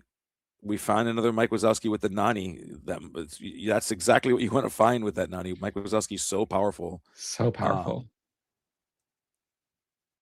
All right. Now the question becomes, does Spencer because now if there's a time to do a Demona and deal with this board, it may be now. So Spencer having to make a decision as to whether or not it is worth forcing that card, forcing the Demona down, or do we to get the last bit of value from these characters? And that's certainly an awkward spot to be. We don't have a David, so the Dale could be dealt with pretty cleanly, and then we could try to do as much cleanup as we can with the remaining characters. So Spencer in a very awkward spot because it's going to be kind of easy to deal with a lot of the characters, not all of them, but a lot of the characters on Spencer's side. Yeah, and he knows the Isis is coming too, so he might as well. Yeah, he's going to quest it out. Yeah, you got to respect it. You got to respect it. You want to get as much value. You spent a lot of ink on those cards. You want to get as much value for the ink that you spent on them. Now Humble has a tough decision here. Oh, we have Sven. A Sven. We don't hate that. That's a fantastic card here. We can deal with the Dale pretty clean with that, and then be able to continue to deal with the rest of the board. So that was a very, very strong card. Not needing to waste a Demona here if we don't have to. So, like I said, that 4-cost slot in the Amethyst cards is so terrifying for Amber Emerald. Let's see. It looks like he's going to trade into the Dale. And now he's probably going to put that cat to work if I had to guess. So he's going to boost something with the Illumineer. Yeah. I will say that double Willow discount coming in huge right now. Going to give Humble so much ability to get so much value from these Cheshire Cats. He wants to. He'll want to run the cat into a Pocahontas to get damage on it, so he can then boost it and move it around. Yep. So I think that's what he's doing. Okay. Putting 5 on the Pocahontas, so he boosted it with the Illumineer. And now he has a cat ready to go. Yep. Now he's making decisions on what to take out with the Willows. It's certainly a tough spot to be in. You want the goal here, of course, if you're Humble, is to do this as clean and as efficient as possible. It's all about maximizing your ink. If you spend the majority of your time maximizing the ink that you've spent or maximizing the use of that ink, you will generally wind up doing better for it in a game. If you do it better than your opponent does in a game, you generally will win more games. And so Humble, knowing that, being such a great player, trying to figure out the math, making sure that everything is nice and clean. Yep. And we're in a pretty good spot right here, I think, on Humble's side, but we're not out of the clear entirely. Yes, he did end up boosting the cat, moving the damage to the Pocahontas to take it out. And he took out a Willow with the Rafiki. And I think he ended up questing for 2 with the Willows. Okay. Yeah. I think Humble feeling a little bit burned by the fact that we were too far behind in the last game, and that's what ultimately cost him the game. Realizing that he has to keep up a little bit, even if he's going to put those Willows in danger of a potential Dale that we Another just gave. Dale. Oh no, the Dale is coming back. Oh, Humble would hate to see that. Yeah, that Dale is going to be huge here. That's going to be very devastating. Problematic. Yeah. I think Humble seeing that Dale, I could just imagine some of the words that exited his mouth. And now he's got to decide: do I take out the cat or do I just keep questing? He does take out the cat. Yeah, with Thomas. You have to. You got to respect the board. Demona is only as powerful as the characters that are on the board to do things with it. And knowing that, taking out the Illumineer, you got to get rid of these characters. Yep. And yeah, here we go. We see Nani just throwing Nani into the Rafiki. Yeah. Smart. Okay. This might have been the turn that swung it around. If Humble ends up losing, I think we can come back to this moment and see that this was the place where it turned. Now, Humble's going to have to come out from underneath this huge loss of tempo. The question becomes, can he? Or is he just going to keep dropping one card a turn? Or is he going to go wide enough to deal with it? All of this and more. Hopefully we'll find out as we ink a Rafiki. And he's still 2 turns away from a Raging Storm, so he needs to figure something else out now. Okay, the Tigger is something good to see. Hopefully, I think he's going to bounce the Dale, if I had to guess. I think you have to bounce the Dale. Oh, he's bouncing the mic. Okay. The mic, okay. Turning off the card draw, and he has an Isis. Oh, that's right. Oh, 2 or less. My apologies. Yes, Tigger, in fact, does not work that way. Tigger only works on 2-cost characters because that's how words and math works. Yes. But I will say, Humble, at least, while it can be scary, if Spencer goes on a full-on quest, we'll be at 18. That's terrifying. At least has some characters to deal with stuff. We see Ursula, the Whisper of Vanessa, finding its way into it, and Mike will find its way into Spencer's hand. Oof, this is so scary. Another Mike Kozowski. Oh, we did find a cat. And we find Eleanor on Spencer's side. No. Oh, and another Mike. Oh my gosh. Triple Mike. A triple that is Mike. rough. That is a rough thing to see. Oh, no, the Guardians of Light. Has the light been snuffed out from the Guardians of Light tonight? Spencer going in for a full-on quest and way more than needed to win the game to boot on the other side of it. Humble is going to have an uphill climb. We're going to ink the Horseman Strikes. And we scoop. No. Oh, good job, Spencer. Wow. And what a valiant effort, Humble, and just did the best that we could, but just not enough to overcome the power of the aggro deck. I was told that Amber Amethyst was supposed to be bad for aggro. What happened there, Avery? Hey, I think Spencer knows the deck better than I do at this point. I think he set himself up really well for success really early, getting those Thomases out. Yeah, that was beautifully done. And Spencer found his Dales. Yeah, and I think that's really like what it takes to go up against the yellow purple. Yeah, that was so rough. I mean, unfortunately, the Guardians of Light will be escaping this round. Having gone 0-2, they will get a third game, and we'll find out more about what happens at the end of this. But in the ICL, every game matters so much. And it's interesting because, like, even though the Guardians are currently 0-2, if they can secure this one win, because we're using like a round robin style Swiss format, and it's not a traditional Swiss format. Yeah. Every victory matters because that might be the 1 or 2 points that get you into top cut.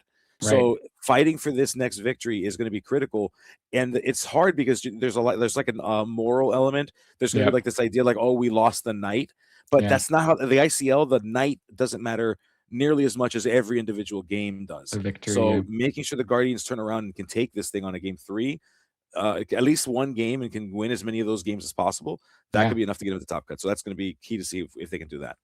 Definitely. I know my team member Chaos, who's playing in the 3rd round, he has a very interesting deck. So I'm excited for us to see what he's got cooking for us for the last round. Yeah, and hopefully he can secure us that one win. There's a possibility that we may not see that 3rd game. We're going to find out more in a moment. Generally, what we do here at the ICL is if the team does go 0-2, because the 3rd game is kind of like more for the points than it is for like the victory. We generally will show another game, but that is the decision that production will make. And so we will find out more as we get there. And I'm sure in just a moment, we're going to hear a bit from Spencer about what the strategy is. And speaking of Spencer, hey, buddy, how's it going? How's it going? Yeah. Oh, I cannot hear you, Spencer. I don't know if it's just me. I can hear you. Audio. Okay. I can still hear you. Uh-oh. Look, if you can confirm that's just me or somebody else, I'm not sure. Avery, can you hear? Yeah, him? No? I can hear him. Yeah, I'm gonna take it from here. It's me. Yes, it's you. Just do a refresh. Hi, Spencer. Good to see you. Thank Yeah, you for nice to dealing see with y'all. our technical Yeah, difficulties. of course. Wow, what a masterful way to play Emerald Amber. That is the deck that I've been trying to test and not doing as hot as you were. So tell me, how was that? How was that round? How did it feel? It felt good. I think I was going for the Pocahontas in that matchup. It's really valuable being able to get a full board quest in. Yeah. Get some lore and then kind of stumble over the finish line from there is the game plan, and I just tried to execute that. Totally. What is your approach for what is like your strategy for when you're doing the mulligan based on if you're on the play or on the draw? On the play is a little more flexibility. Sometimes I can go for an Eleanor opening. Uh-oh, we lost Spencer's audio. Hang on 1 second. Spencer, can you hear us? Oh, Spencer can't hear us now.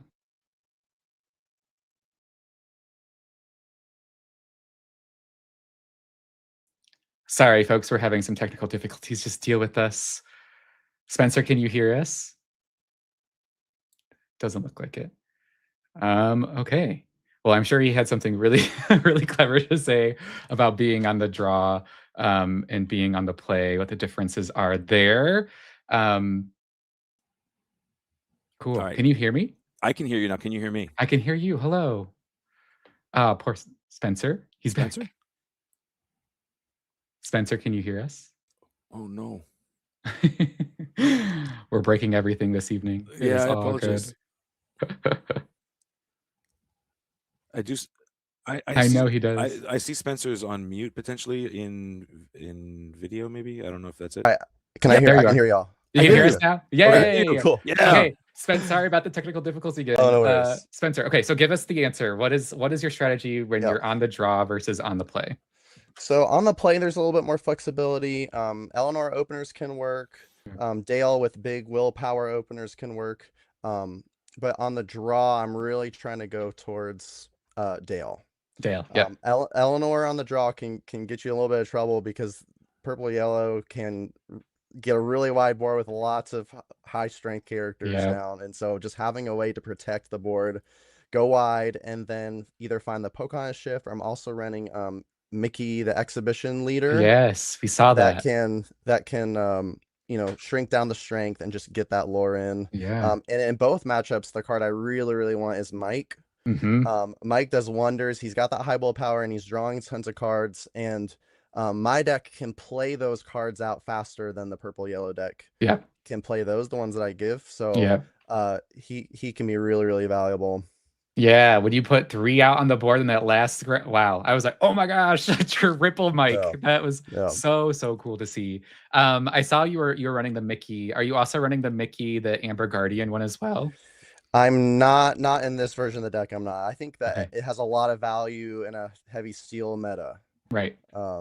But I was kind of just banking on facing Amethyst. Right. Totally. So. And are you running Under the Sea? That's another question for. I'm not. I saw that version, but I'm a player who plays a little time to practice with a new strategy. So I went with something that I knew you're comfortable with.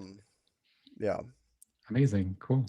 That is really the best way to do it. I mean, I find that you gotta tend to your reps more than whatever the tech is. I think the practice means more than swapping tech in that might mess up what your strategies are. So that's if I gotta give anybody a lesson about how to play Lorcana at a high level, it's trust the reps before you trust the tech, and let that kind of carry you as much as you can. But man, oh man, it was a lot of fun to watch. I think a lot of people have this idea that the Amber Amethyst strategy is bad for your deck, but you showing being on the draw both games there, just how powerful Amber Emerald really is, and really showcasing that. I thought you both played that at a very high level, both you and Humble really showcasing fantastic gameplay. So huge shout out to Humble as well for doing the best that he can too. He did great. I think he had a little bit of suboptimal draws. Yeah. And so game 1, I think if he had a Willow on board, I would have had to fight a lot harder for that game. But so he played very well with what he was given. So yeah, I would agree 100%. I think so. Huge shout out to Humble. Well played on both players' side. But at the end of the day has to end, and that means that you got that victory, Spencer. So very proud of you on that one. We talked a little bit about your strategies going into it. Now, there's a lot of evolution in the meta. How do you envision the Amber Emerald strategy kind of morphing and changing as we're starting to see like Ruby Amethyst come up in the meta, as we're starting to see Green Steel become more prevalent? What are some of your thoughts about like how you might have to adapt as this meta changes? I think the Amber Champion is a great tool against Steel. I think that Under the Sea has some potential. I know it adds a little bit of a lack of consistency to the deck, but I think there's some room. I mean, I feel like we're still at the beginning. There's lots of space to explore that answer, more of a hybrid aggro control. I mean, we did it back pre-rotation, this kind of hybrid aggro control type deck. So there could be a chance we could figure it out. Yeah, I think so too. I'm a big fan of that deck, so I think there's still more to explore. But Spencer, I want to say thank you again for the games that you played for us. Congratulations on your victory. I want to give you a chance to give any shout outs that you want to give. This is your moment, my friend. Tell the world what you wanted to tell them. Yeah, huge shout out to my team, all the players in Nashville, the huge support system. We have a lot of great players. And a big shout out to Sailor and Sailor's Riverbend. I had a coaching session with them last night, and we went over all the matchups, and just that community is so positive, so encouraging. Lots of great players, good ideas. And so that really helps me level up my game. Huge shout outs. Thank you so much for that, Spencer. And congratulations again on your victory for tonight. But we're going to go ahead and we're going to jump into another game not too long. So thank you. Awesome. Thank you. Yeah, Make sure you let the world know that you are ready to go with a little wave. Goodbye. Yeah, see ya. Bye, Spencer. As we have before us with about 19 minutes left on the clock, Cleveland Lorcana, Cowboy Kyle 216 versus Luxuries Michael Ferrante, better known as Lux Ferrante. Ooh. What do we got cooking here? Is this a mirror? No, it's not a mirror. What is it? It's purple. It's the Humble Special versus an Amber Amethyst strategy. Amber Amethyst. Okay. Yeah. Very Michael, cool. Ferrante's camera a little rough for the wear here. I'm sure it'll get better over time. I do believe those are those two Scrooges potentially. It looks like a Scrooge. Not sure about the ones in the middle. Are those dashes? Looks like, I think they might be dashes. And then we have a Luisa at the end, and he just played an Isis. Yeah. The Isis. That was the color is so vibrant on that art. It's easy to tell as. Okay, Dash and Randall. Okay. All right. It looks. I think it's an epic dash on top of another dash. Interesting. I think it's starting to clear up. I do believe I see Dash's haircut. Yep. As Cowboy, which is a very distinct haircut. As Ferrante going on a quest here with the evasive characters. Cowboy Kyle sitting with one solo character left. One solo Hercules. It's a Hercules. Yeah, yes. That's a good one. And he did end up losing that Madrigal. Let's see what his response is here. Yeah, it's gonna be. I mean, right now it's still pretty early. It looks like in this game. Mm-hmm. I'm gonna wait before I say that what game number this is. As I see, Ferrante has the lore pip next to him as though he's won the previous game. We'll confirm that in just a moment that is the case, that this is game 2 and not game 3. Although with these two decks, I would not be surprised if it is a game 2. These games do tend to run just a little bit longer than average. As we see Ares, very powerful card, especially if you're running the boosty strategy. Yep. And he just boosted the Hercules, so. And he's playing another Hercules. Oh, okay, awesome. And I'm just getting confirmation from production that there was a bit of a delay in the other games. So the time you're seeing that is above is actually accurate. It's 21. We're just over 21 minutes left in this round. Perfect. All right, so now that he's got the Ares, it looks like the Hercules just got banished that he played due to a Headless Horseman. Yeah, Headless Horseman, a card that I think some versions of this deck is running. I like the Headless Horseman. I think it's a lot of fun to play. It can really create some interesting math when it comes to challenging if you can play it at the right time. Seeing a lot of the builds that came out of this weekend, a lot of the successful strategies involve tons of evasives and just kind of going like, oops, all evasives. Even going as far as removing cards like Hades, which was generally considered like you could never do that because it's so good. But Nice. Copper here coming in to Copper. deal with the board. Yeah, Copper is a good one to see. He's got that really high strength. He comes in. He has he can challenge when he's played. So that is really awesome to see here. Trying to see if he's going to do anything with this Hercules. Probably not, because he can't activate the Ares without boosting. No, and we do see a Medallion Weights here. Medallion Weights, very, very strong card. It allows for some very interesting trade-ups. In this Ruby Amethyst strategy. For example, if you play a Demona on your opponent, and let's say they were also on Amethyst and they played a Demona, that Medallion Weights actually allows you to trade up into that Demona, and your Demona would survive. So very powerful card. It nets you more cards to draw. A lot of builds. What we're seeing, especially from what did very well over the weekend, removing cards like Hades for cards like the Medallion Weights, very, very strong strategy. And it looks like he quested with the 2 dashes because they're evasive. He feels like they're protected, and he did bring down a guidebook, hopefully for his next turn. Did he play? What did he play? I can't tell what that card is. It is an epic card, that is for sure. But what exactly? It's something we can boost. Another boosty. Was it an Aladdin? I'm assuming it's an Aladdin. I think it's Aladdin, yeah, because I believe Aladdin is the epic that you. Yeah. Yeah. So he boosted the Aladdin, readied the Hercules again. Yeah, as we see that both players are playing as fast as they can. They both know that their time is of the essence here. Yes. And they want to make sure that they're able to play a full 3 games. That is so important in the ICL, as Ferrante is kind of thumbing through and deciding what we're going to do here with this ink. Yeah, if I'm Cowboy here, I want to figure out how can I deal with all of with these evasive characters. Yeah, we see Ferrante's running for the fences here, just requesting with these evasive characters, saying, okay, well, if you're going to let these evasive characters survive, if you have nothing to say about them, they're going to get me all the way to the promised land, all the way to the great Illuminary, and just ride your way to success. Sometimes that's good enough. If we don't have an evasive answer, that's what they're there for. They're there to just fly on by and get all those points, as Cowboy Kyle just kind of has to sit back and watch it happen. We do see Dumbo, another evasive character, and not just any evasive character, an evasive character that suddenly makes those other evasive characters gain you a lore and draw a card. So Ferrante way ahead. That is a huge jump in tempo if that Dumbo can survive going into the coming turns. Yeah, if I'm Cowboy here, I really need to start seeing some removal for these evasive characters, or I am going to be feeling really, really bad. Trying to figure out what to do here. That's putting it lightly for sure. I mean, just Dumbo is going to represent so much resource value. Ferrante now going to get a chance to go. Cowboy Kyle kind of watching this happen here. It looks like one of us is playing Lorcana and the other one is watching. Ferrante is going to have to keep putting on the pressure. Did he do his Dumbo triggers with those 2 dashes? I'm assuming he did.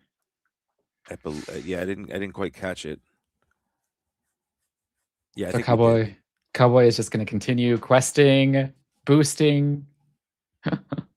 My goodness, yeah. Ferrante is just running for it here.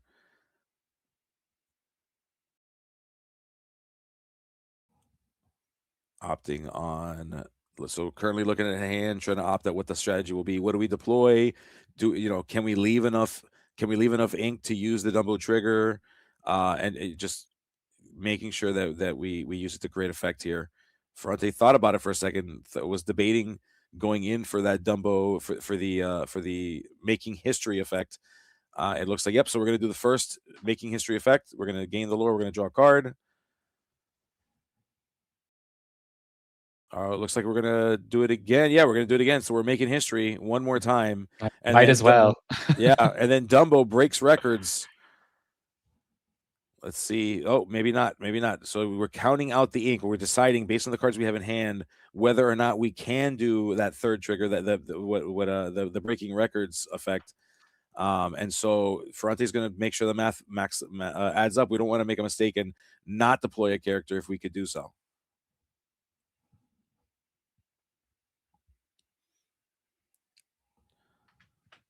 I believe that is a Vixie. We paid 3 for an Amethyst card. It's a Vixie. So Vixie allows you to return if you have an evasive in play. You can choose a 2-cost character or less and card. It's character, item, or location, and you can bounce it back to the player's hand. Notably, that includes your own card, so it could be one of your cards if you wanted to bring it back to hand as well.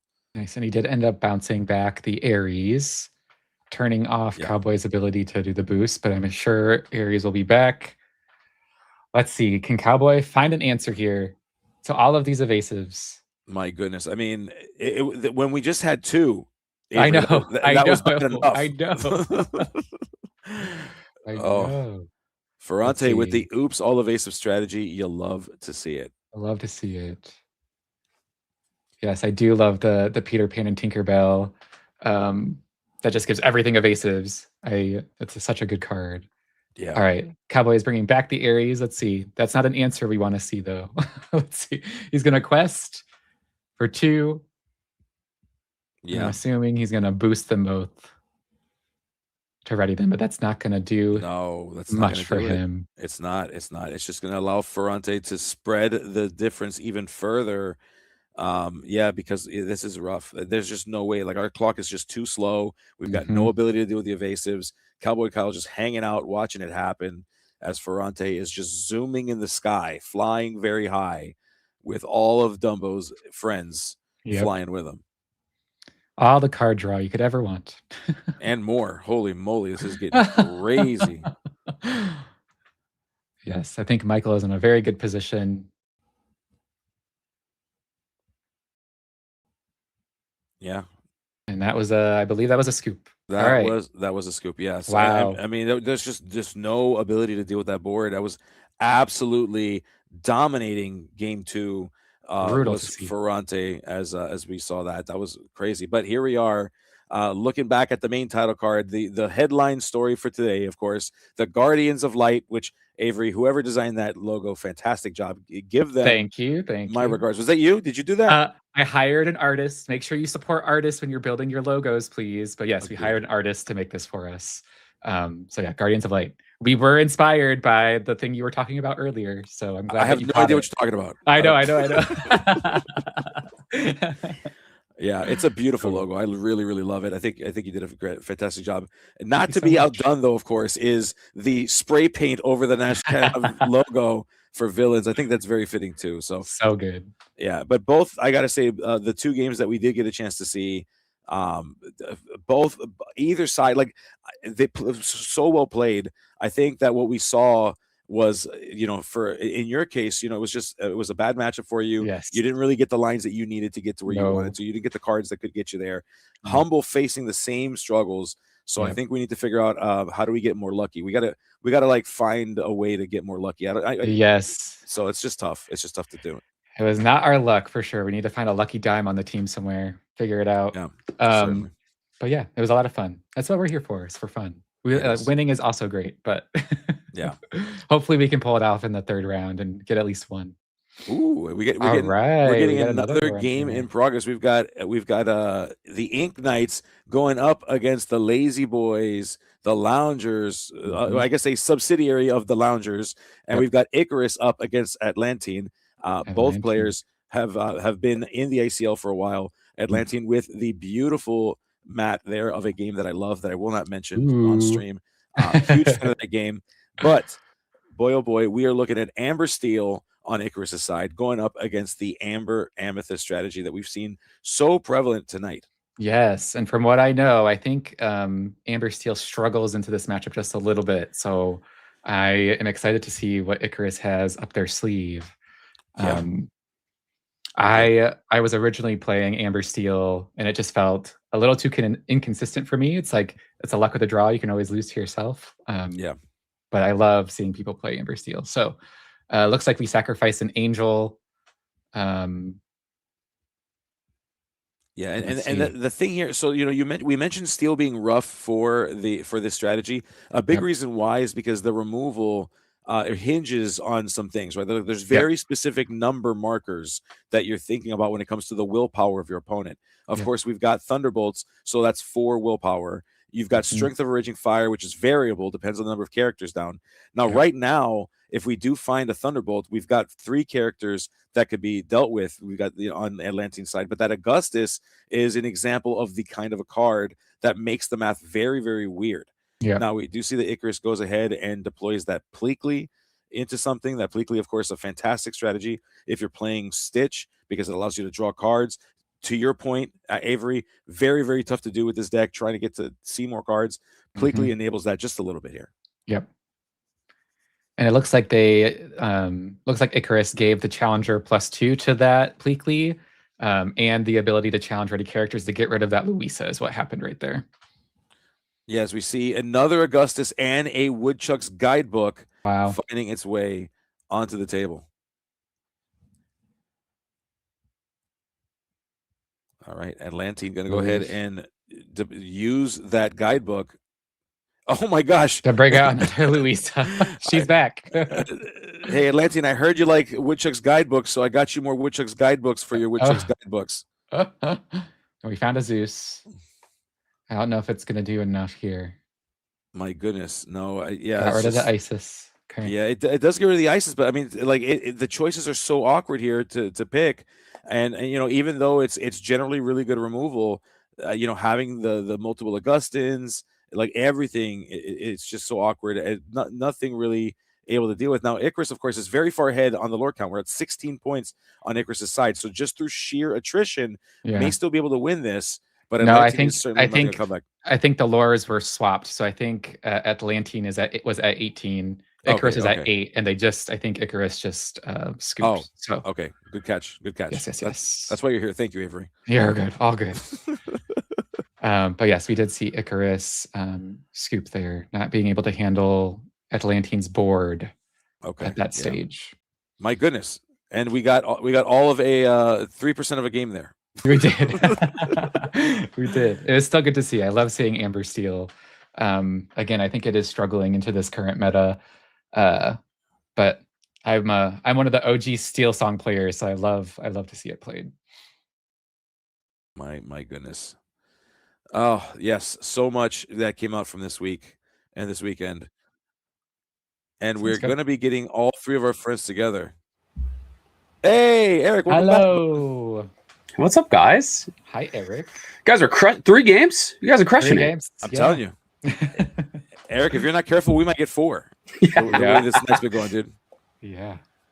Holy smoke. So, Avery, is this your first time casting with us, or have you casted with us before? This is my first time casting. I was a guest 2 weeks ago, but this is my first time officially casting around. So it's been so great. I've been trying to practice my my casting chops, so I really appreciate the opportunity to be here. Right. I've been doing the same. This is my first time as well, so I'm really looking forward to it. I love it. I love onboarding some fresh meat into the casting world. I love to do it. I love casting with all of my friends. Avery, what did you learn from today? I'm curious. Like, so having done this one night or this one round here, what are like some of your big takeaways from the casting gig?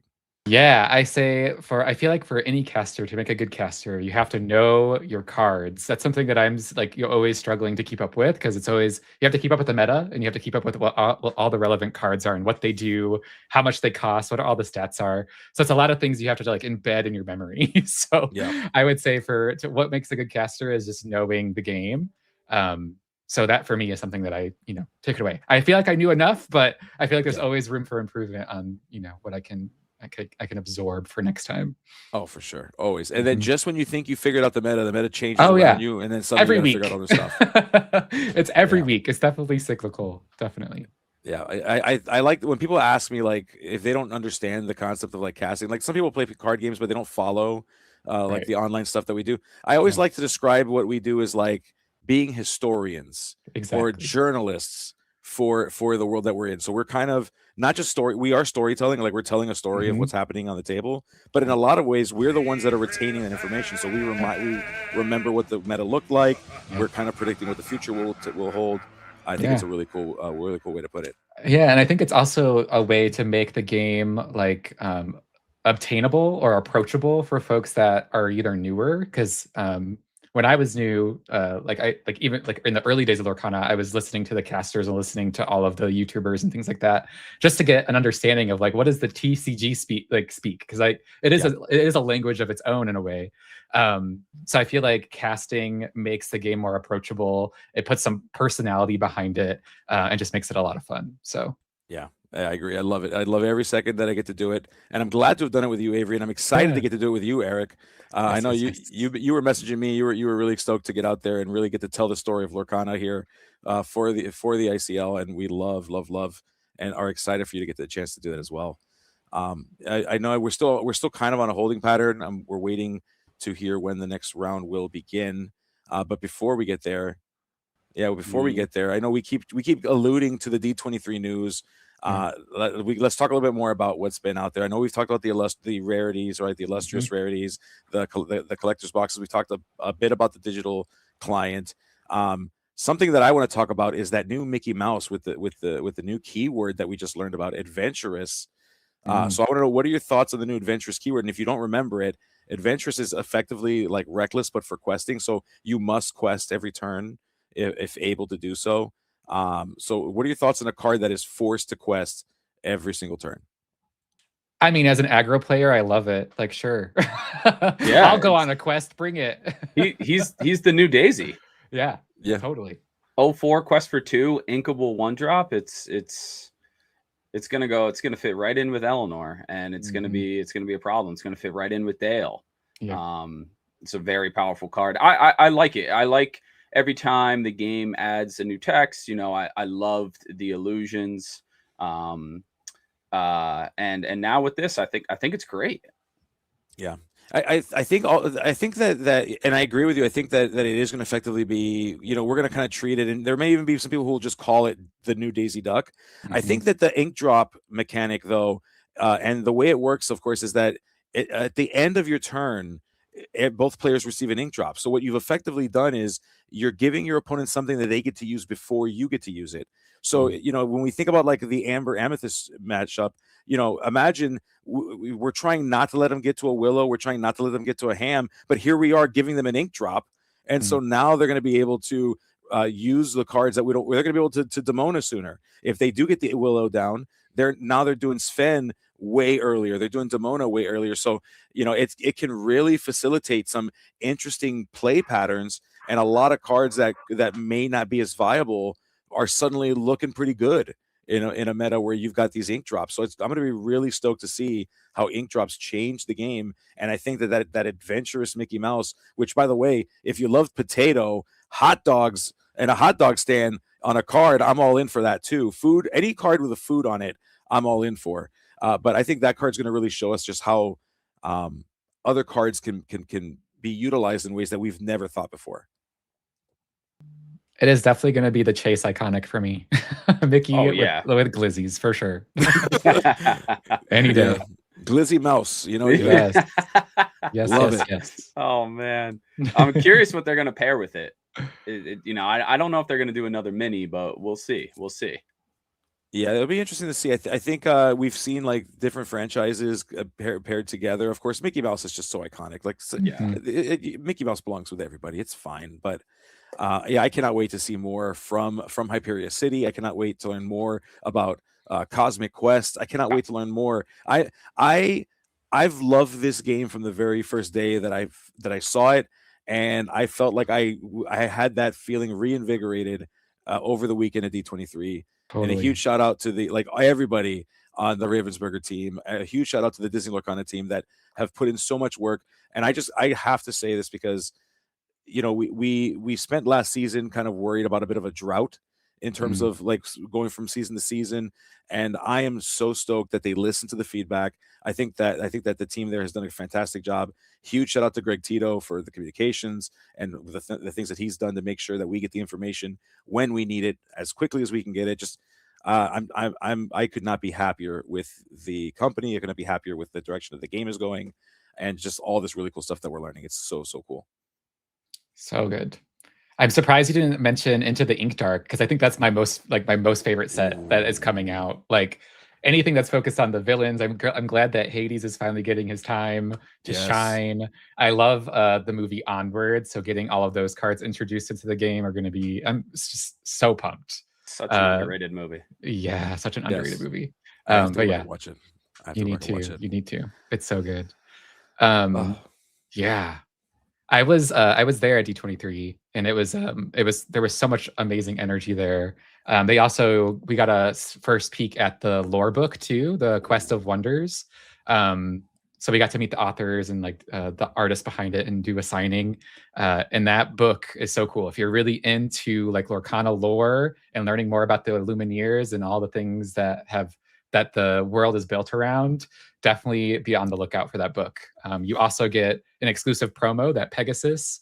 It's a beautiful card. Looks amazing. So yeah, that lore book was was super cool to learn more about over the weekend. Oh my goodness, yeah. You know what that book really gives me hopes for in the future? This is mostly Villains' fault. So like Baker, this is on you, because I cannot wait for I envision a future, and it won't be next year. It may be years down the road, but I would love for there to be like a fully fleshed out tabletop role playing game for Disney Lorcana. Oh, yeah. And Baker's kind of spoiled me with like his series and like just being able to tell the story of Disney Lorcana and the realm of Lorcana and the Great Illuminary and all the different things that we've seen in a way that is different than just on the cards that we love so much. I'm a huge tabletop fan. Like I love tabletop games. So if we could get like a fleshed out set of rules and like a tabletop game in the future, that would be so cool. And to be able to tell our own stories where we get to cast these glimmers and we get to hang out with our favorite glimmers. It would be so cool. Have you played the Illumineer's Quest? I feel like it's kind of that direction. Yes, and that's my so favorite good. thing about it. I'm so excited. It's my favorite multiplayer experience. I haven't gotten my hands on the new poo one yet, like the honey. Yeah, thing, I haven't either. I want to play that so bad. Yeah. So 100%. Yes, it's going to be so much fun. It's going to be I love those kind of games. I love those multiplayer games. Yeah. My wife will not play Core Constructed. Okay. But I can get her to gather around what feels like a board game. And so it's so accessible for players that might not like the competitive aspects of like a one-on-one kind of game, but they'll totally be down for like, hey, let's beat up on the bad guy, dude. Right. Let's just beat up on the bad guy. Totally. Okay, well, I think that is my time. This is all I have for the evening. But yes, thank you so much for having me. It was so great to cast with all of you. You can find me at Avery Stouthearted on all the platforms. I'm also part of the Questing Queens / the Guardians of Light team. So make sure you follow us and come hang out. We live stream all the time, at least 3 times a week, and we're always sharing content around Lorcana. So come hang out and join us. But yeah, thank you so much for letting me join today. I definitely will be hanging out with you over there, Avery. Thank you so much for joining us, and we really appreciated all your work done today. And nice to see you, Avery. Good to see you too. See you around. Yes. All right. Eric, it is your turn, my friend, to step up to the plate. Are you ready? Oh, I'm so excited. Let's do this. Let's do this. As we got the Ink Knights, we got Phantom 14 up against the Lazy Boy Loungers, the winners of last season's ICL with Chaotic. We see the players are shuffling up. They're doing they're initiating upon the altar here, and of course, just making sure we get a nice, clean game of Disney Lorcana. Going to go ahead and separate these into 3 stacks, the traditional means of which we use to make a proper cut as both players situate themselves. I love this way. I became aware of it a couple weeks ago for my first game, so it's a great way to cut. Yeah, I agree. Now let me ask you, if let's say you and I are playing a webcam game and we're playing on the ICL, and I'm like, all right, so Eric, just do 2, 3, 1. What's your response to that? Yeah, you're doing 1, 3, 2. Okay. Yeah. Okay, so you're an opposite lover. I like that. So there's opposite. There's people that do the same, and there's people that do the opposite. So I'm all on board with it. I love to see it. All right. So Phantom Inked played a Willow, and then a little White Rabbit on the other side here. Yeah, and we're seeing a pretty common opener here, a 1-drop into a Grandmother Willow. This 1-drop, though, is the Will-o'-the-Wisp. We don't generally see the Will-o'-the-Wisp here. What that tells me, if my meta-analysis is correct, I would anticipate that Will-o'-the-Wisp indicates that there is a Dale that might be waiting for us on the other side at some point. Will-O-the-Wisp with a Dale would be very powerful. So if I was Chaotic, I'd be on the lookout for a potential Dale trap. I agree. He must be running Dale in here. I think we had a little Terra that flaps to take out that Willow. So he's working with 3 ink right now. Yeah, we do see that 3 being used to pop a guidebook, get us some more resources nice and early in the game to do it. It's still early enough where you're not losing a whole lot of tempo. And in the Amber Amethyst strategy, you're going big. You got a lot of big characters that'll come up that can certainly take back tempo if you're worried about that. But Mushu, another evasive character. So we got 2 evasive characters not to be dealt with by the Phantom, at least not right now, unless, of course, we have cards like the Horseman Strikes in order to deal with them. Yeah, double evasives with Amethyst Amber. Looking at that, that is a little tough here. Ooh, well, Horseman Strikes takes out the Mushu. Okay. It's like I knew it was coming, Eric. It's like I knew it was coming. And are we going to ink for turn here? All right. Pop a Madrigal. It is. Yes, it is. And we're going to go ahead and take, what we believe to be a pretty free quest here. We're going to go ahead and quest with that Will-O-the-Wisp because, hey, even if you are able to get this thing challenged and banished, I just take it back to my hand. No big deal. Okay. Sign me up for that all day. I do like seeing, this card is kind of snuck away from the meta currently, but I do like seeing it here. Yeah. All right. Now Vixie coming down more. So we are all evasives. We've got Vixie, we've got Pegasus, we've got the White Rabbit. I mean, Chaotic is just saying, okay, well, I'm going to go ahead and fly very high in the sky and just continue to quest freely. If you've got Horseman Strikes, you better find more because they're just going to keep on coming. And Chaotic, I'm sure, is hoping to drop an Eleanor next turn if his characters stay intact here. Yeah, that's a fantastic point. As we see Tigger trying to slow down the ability of Chaotic to just take this game away. We grab that White Rabbit back because it doesn't cost 1, and we are put in a position to ink a Dale to play another Will-O-the-Wisp. Do we have a second Dale, or are we ink starved? Are both ways that you can think about that decision. But Phantom choosing to ink that Dale and is going to go ahead and send it on over to Chaotic. All right, let's see what Chaotic's got here.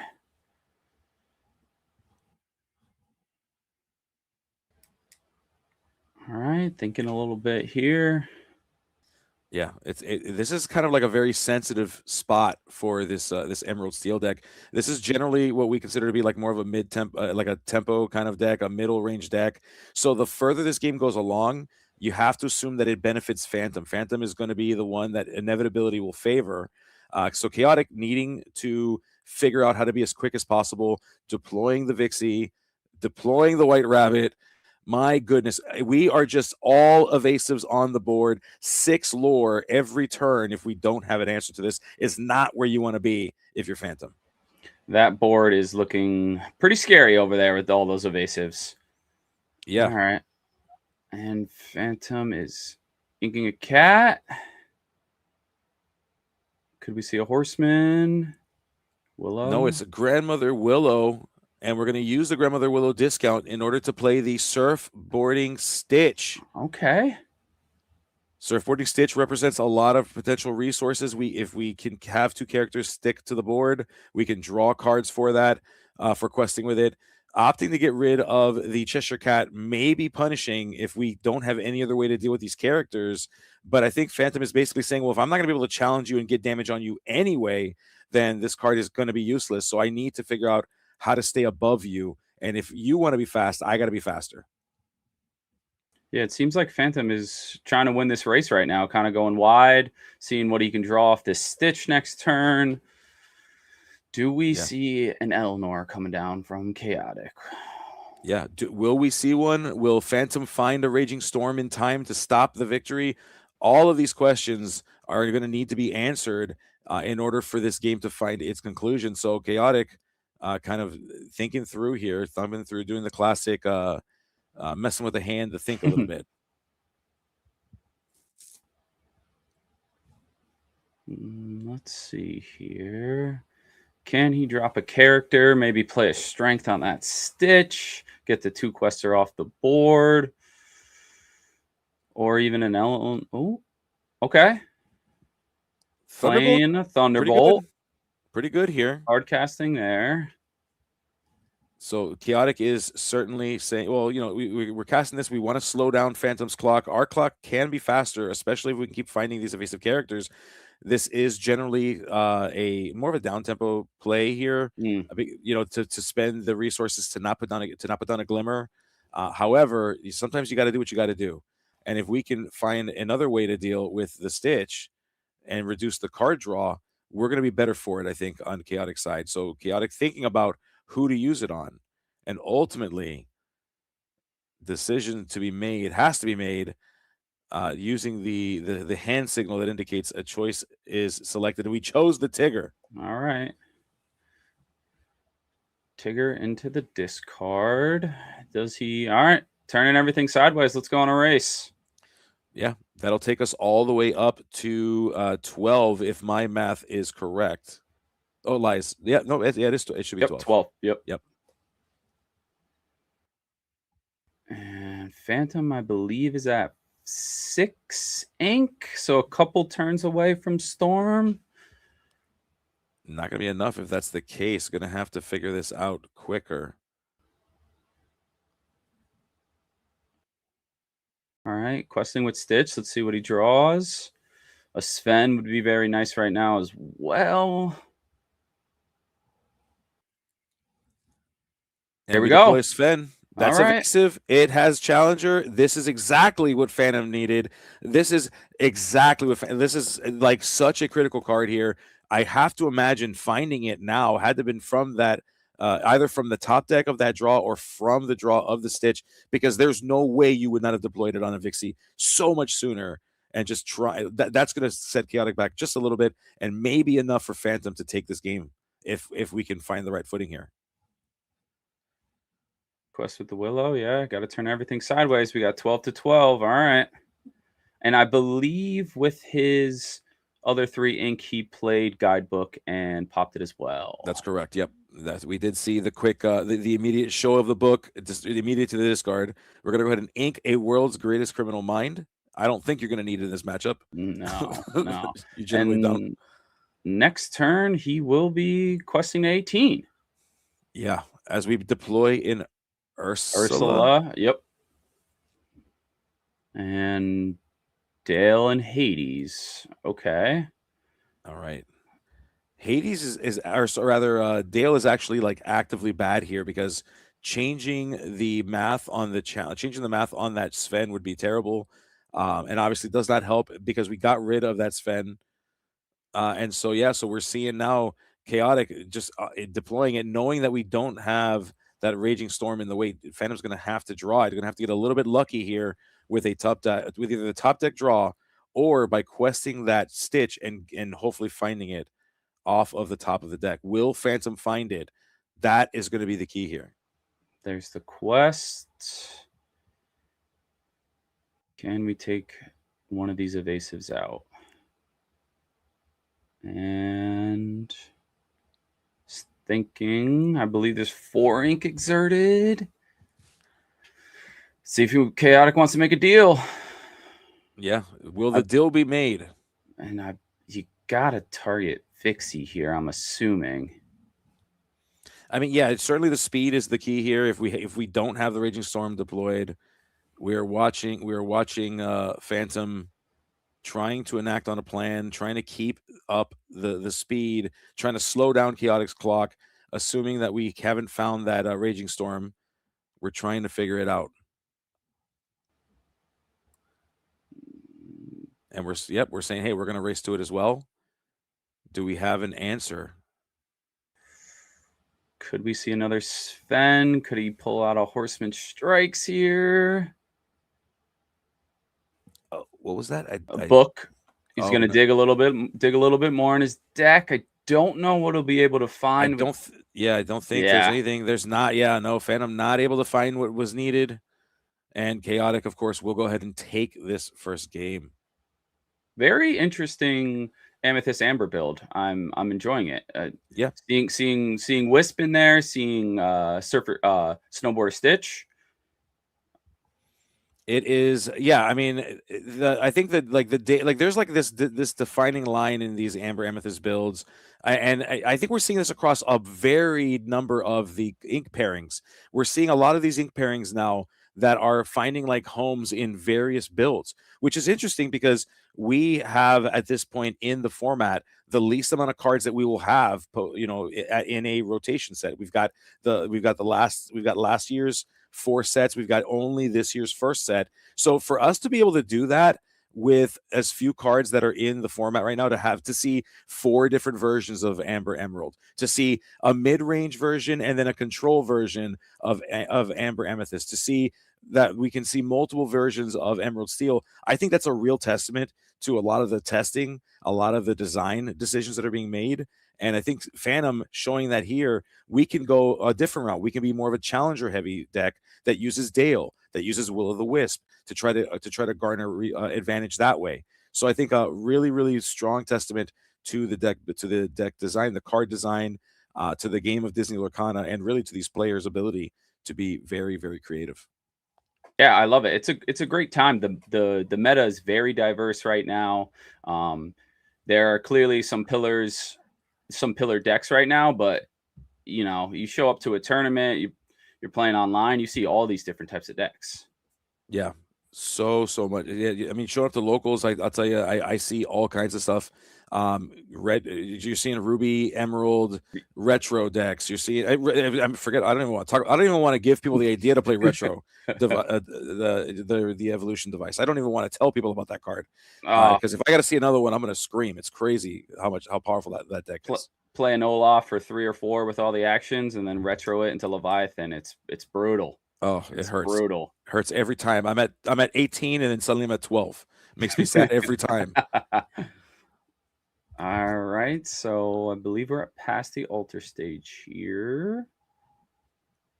Yeah, certainly are. Now, Phantom is going to get the chance to be on the draw, on the draw here, as is tradition in the ICL and really just in any tournament, that if you lose your previous game, you get to go first. We inked a Bambi, boost Bambi.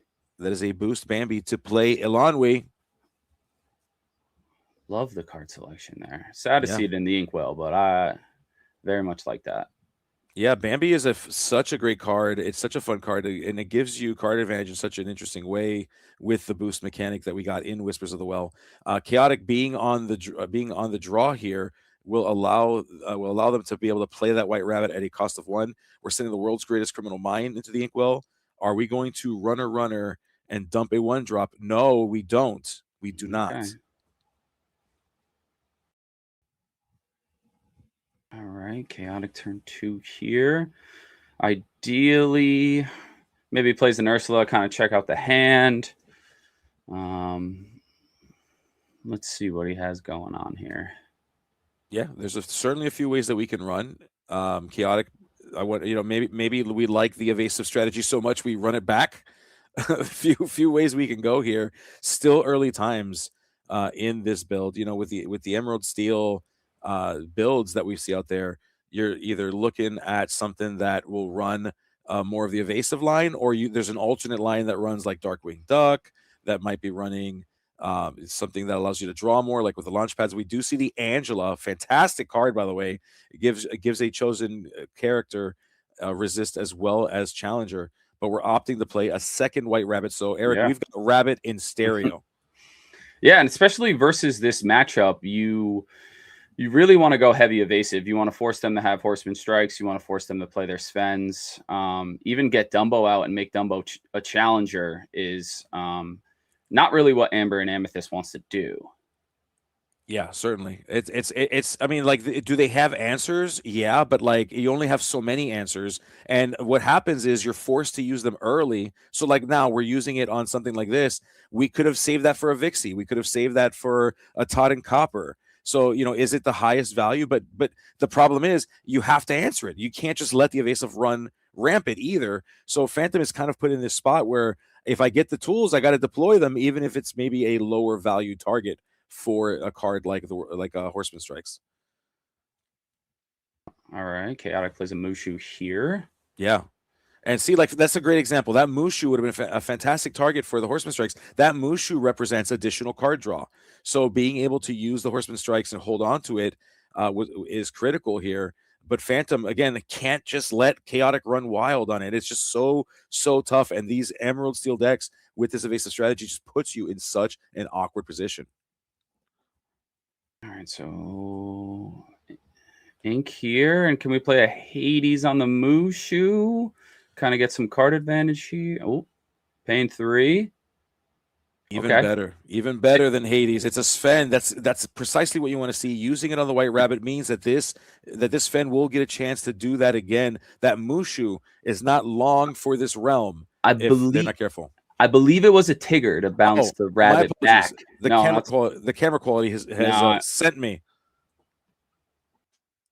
All right, so chooses to play an Angel. Snowballs the Grandmother Willow. Okay.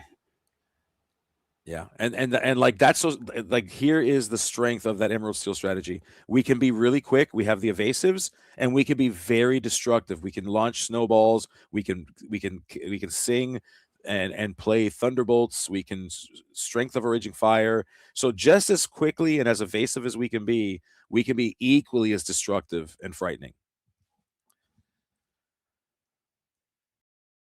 All right, Phantom's thinking what to do here. I love the hey hand marker. Yeah. It's so big. Yeah. He was using dice before, but now the hey is awesome. Yeah. As we see Isis finding its way, going to go ahead and exert that experiment 6-2-4. And with cards in hand, that Angel does not get resist, so that Tigger just immediately going in for a challenge and banishing it. Great. You definitely don't want to wait, because if that Angel gets that resist on it, it can be so difficult to deal with.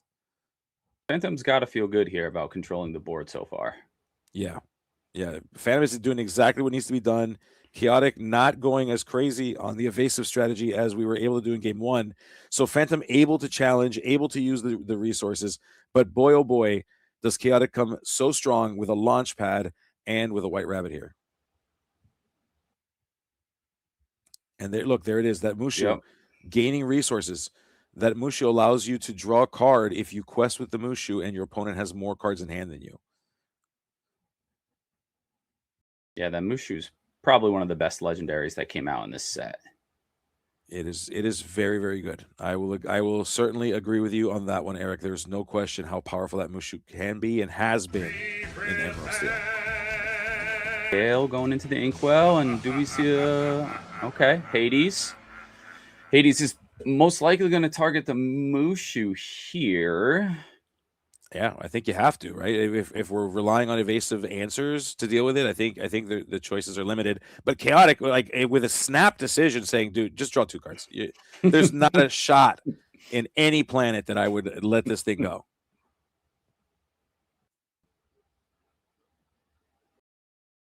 And I believe last game we didn't see any Darkwings or launch pads. He just went heavy evasive. So now we get to see Launchpad. Can we play a Darkwing Duck here to keep refilling the hand? That would be strong. That Darkwing Duck coming down, being able to ping 1 damage if it's the 3-cost Darkwing Duck to remove the Illumineer. So you'd get to remove the Illumineer. Your Launchpad would then net you 1 card here. I mean, the value of playing a Darkwing Duck right now would be so strong if we could find it. And then to be able to turn on the effect of the terror that flaps in the night, assuming that we may even have something like that. My goodness, it would be so cool. So we are going to trigger Launchpad's ability. Yeah. And we will have to discard a card. Oh, that's rough. You never want to discard your ability to draw more cards, but I think Chaotic at this point is just trying to find more of these answers. So it looks like we're suffering from a bit of an unfortunate sequence of cards draw that we're trying to get to.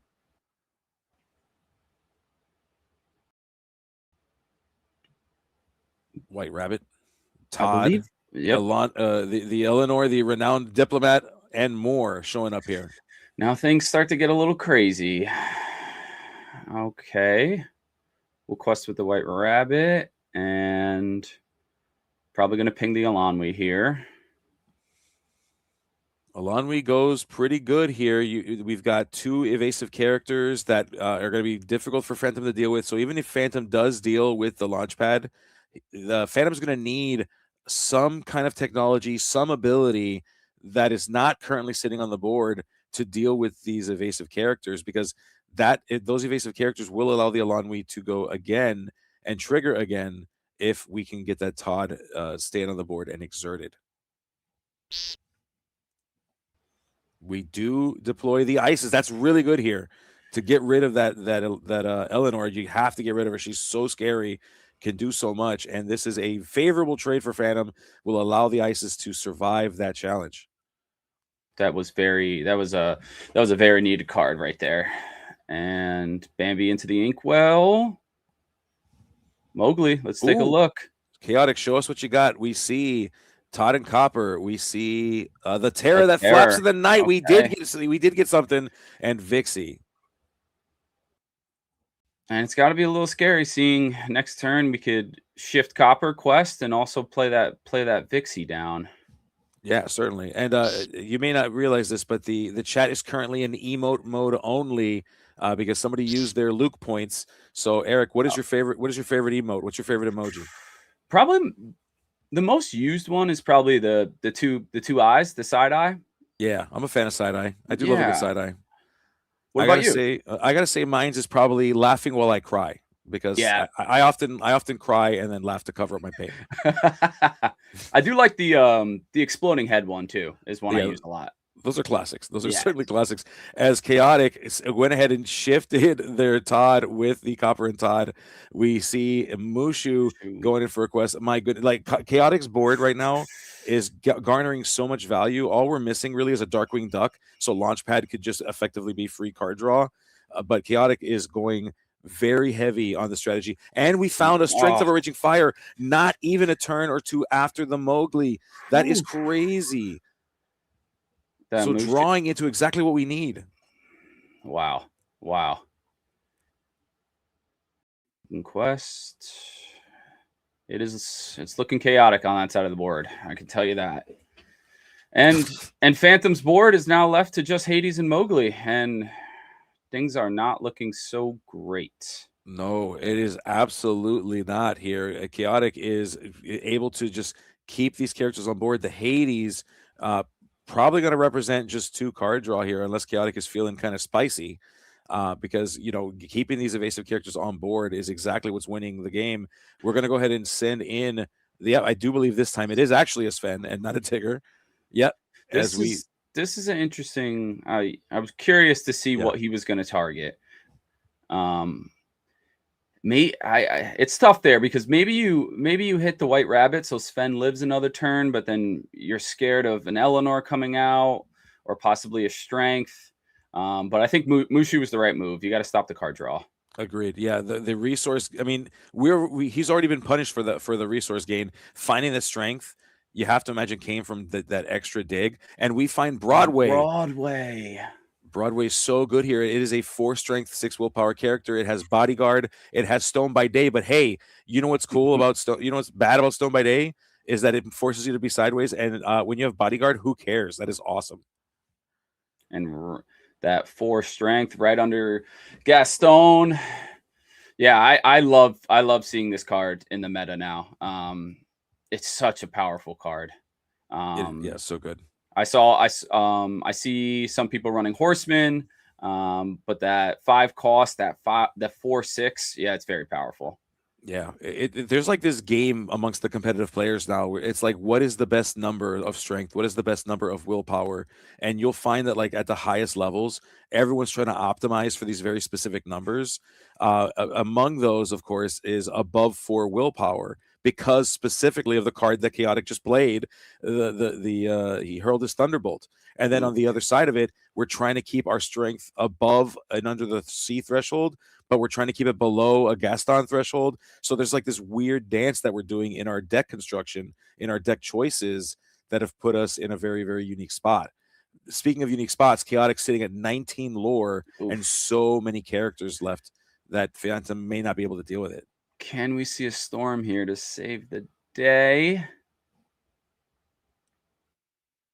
No, it's a Demona. Okay. It's a Demona. I don't know if that's going to be enough. It may be the end of this game here, unfortunately, for the Ink Knights. Phantom thinking through, just playing through the game, making sure that we see all the cards that we can see. Going to go ahead and quest up. It's going to go ahead and exert sideways, play a Mowgli, see what Let's Chaotic take a look at the hand. It is we do hit another flap. Eleanor and Queen in hand. And ultimately, okay, the game is over, and the winner of this round is the Lazy Boy Loungers. My goodness, Eric. Love the logo, by the way. I was just taking a look at that before. Hey, this is what Emerald Steel could do. Yeah. It was a deck early on that a lot of people were playing, and I think it's now starting to rise, especially with the Darkwing package and the Launchpad. It has so many different options. So many different lines. It's a really good deck. It is. It's funny to watch the evolution of that deck in this meta. You know, we saw it start off as a Touch the Sky package, using Touch the Sky and Paradise Falls to draw potentially up to 12 cards. I do see that Liam, the Illumineers, is in the chat. So huge shout out to Liam for the video that he did with a Naughty Day. Fantastic video that talked about that strategy. And we saw it evolve and move away from Touch the Sky, move away from Paradise Falls, and towards, like you mentioned, the Darkwing Duck Launchpad strategy, which, while is more consistent, is way less explosive. However, what you find in Disney Lorcana is that the more consistent your deck is, the less high rolly the deck is, the better your altars become, the better your openings become. And it was necessary for that deck to evolve because you need the early characters to deal with the aggressive Princess aggro strategy, which is exactly why it kind of had to evolve to survive in the meta that it did. But fun deck to see, a lot of very exciting. And again, it knocked me out of contention at Charlie's. Josh Satterfeld, I will never forget you. I will be coming for my revenge. I want you to know right now. Yeah, early on in testing, that turn 4 Sing Touch the Sky, play Paradise Falls is great. And then the 4 cards is great as well. But a lot of times they're sitting at 4 ink, 5 ink with 4 to 8 extra cards, and their board isn't good enough to compete with the rest of the game. So I think that deck evolving into taking out those was very pivotal. Yeah, I would agree. And we do have the winner coming up very shortly here. We're going to be talking to Chaotic very, very soon from the Lazy Boy Loungers, who will tell us all about it. Hey, what's up, buddy? What's going on? Hey. How's it going, guys? Can you hear me? We hear you loud and clear, yes. Perfect. I didn't mess anything up. Let's go. I'm proud of you, bud. I'm proud of you. Thanks for making it out, and congratulations on your victory. So talk to us a little bit about why you opted. Well, I mean, I think I know why you opted to bring it, but I want to hear from you specifically. Why did you decide to bring Emerald Steel to this party? Our coach told me that I had to play Emerald Steel, so you know, I gotta follow the rules. I gotta do what he tells me to do, otherwise I'm off the team. So I had a feeling. I figured that was exactly the answer you were going to give me, that you were told to play it. But I mean, let's be real. It is so strong, and you did so well with it. When you saw that you were paired into Amber Amethyst, what were your thoughts, knowing what you had at your disposal versus what you like? Talk to me about what your thoughts are about that matchup. Yeah, I mean, I figured since it was game 3 and we hadn't seen it yet, that's what it was going to be. And then game 1, turn 1, he played a Will-O-the-Wisp, and I was like, okay, this is not the standard one. And he had Dale and stuff like that. And then, so that kind of changed what I was thinking a little bit. I was like, okay, probably not on Louisa if we're playing Will-O-the-Wisp. So then the plan was already to go evasives. Game 1, it worked out. I think I played an evasive almost every turn. Yep, you did. Which was cool. And then, game 2, I knew it was a little bit different because of the Snowbird Stitch that we saw in game 1. The question was kind of whether he was on Raging Storms or not. Had to figure out late game if I needed to play around that or not, but it didn't end up mattering because he didn't draw it. So, I believe that was the game that you were able to deploy the Ursula kind of and you kind of saw that like it wasn't in there, and you kind of went with it. I think if I remember that correctly. Yeah. Yep. So Emerald, this deck, Emerald Steel, in the start of the set kind of started off with the Touch the Sky package, Paradise Falls. How do you feel about the deck evolving and where it is now?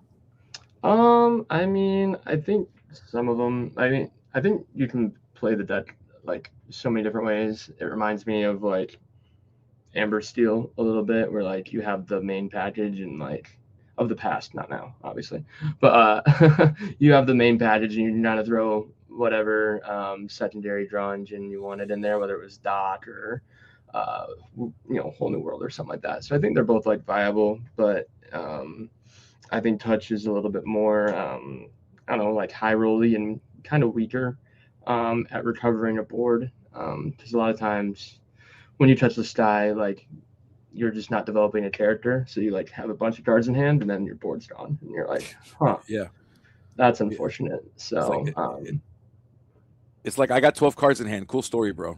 Yeah, cool story. I'll quest for 6 and pass, I guess. Yeah. So yeah, I don't know. It's I mean, there's still versions on that people are running, obviously. I think one did well at the CCQ at D23, if I remember correctly, like top 4 on Touch. So again, it's kind of flavor and preference at that point. Yeah.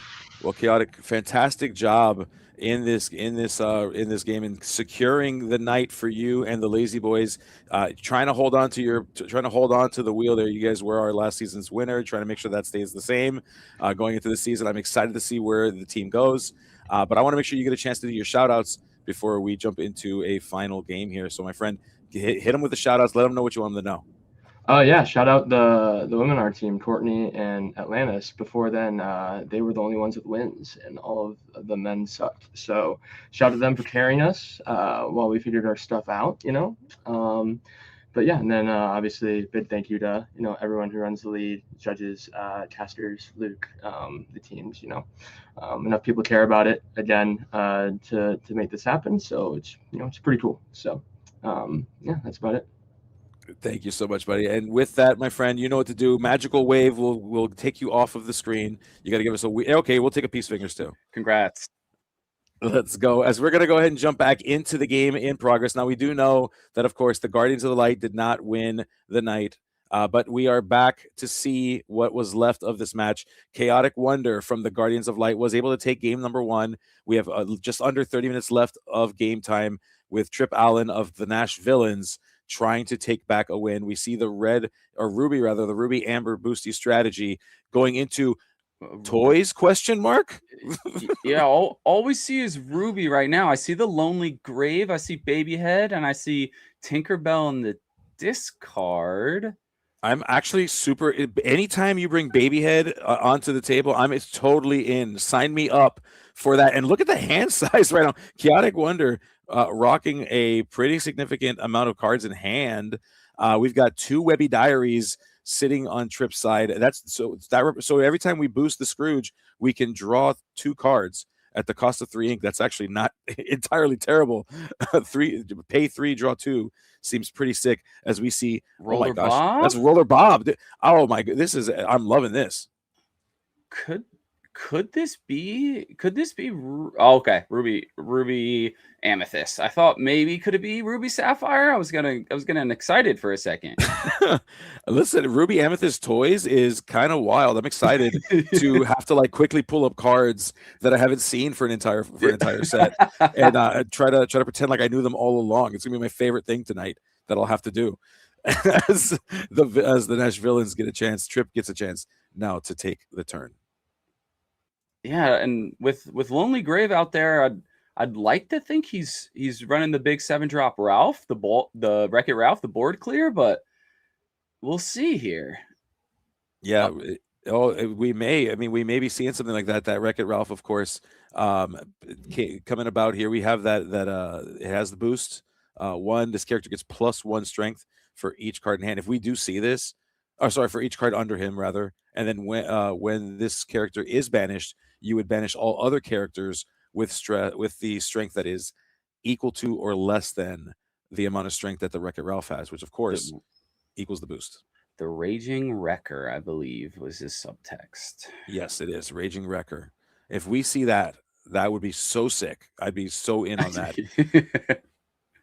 Oh my gosh. As we got Gaston in the Inkwell, we see Ares. Ares, okay. Ares, such a good card in the strategy too, especially against the aggro strategy, allowing characters to challenge multiple times. You definitely want to be doing that against the Princess aggro deck when they're trying to run out multiple characters per turn. In this particular matchup, I think that's less of a concern, but still pretty cool to be able to like quest with the Scrooge and protect it if need be, or for any other reason to like ready a character, because you never know when you need a character to just be on the ready. Let's see here. Yeah, and then you don't often see 2 diaries down. I wonder if that was because of what was in his hand, as all he had to really play. But boost, pay 2, draw 2 times a turn isn't so bad. Yeah, I'm not mad about that at all. No, as we're seeing a second Roller Bob, that's Sid's toy, of course, going in doing things. And for those that don't know what it does, as a reminder, it has the ability time to move. When you play this character, you can put 2 character cards from your discard on the bottom of your deck, and you can give rush to it. So being able to get a rush from a 4 strength character, not terrible. I like to see it. Yeah. And Roller Bob wasn't played in too many Ruby Amber Toys lists last set either. It was more of a tech card, if anything. Yeah, the meta never really needed to have a rusher at kind of at that point that early in the game. It was a little bit slower, I think, except for a certain build that had a certain canine or series of canines within it. So we see a red alert targeting the baby head here, and I believe that Scrooge has 4 cards under it. So we're looking at a 7/7 Scrooge right now. That's terrifying, Eric. Yeah. I'm like in fear. That's insane, dude. Got to send both the Roller Bobs into it. If you give it one more turn, he's going to need more than that. But that medallion whips might help put the edge on it. We do see 6 available. Or is that 6 or 5 available ink left? I believe it's 5. I think it's 5. Yeah, I think you're right. I think it is 5. My goodness, Trip saying, "Go ahead." Do your worst. Yeah. Do your worst, dude.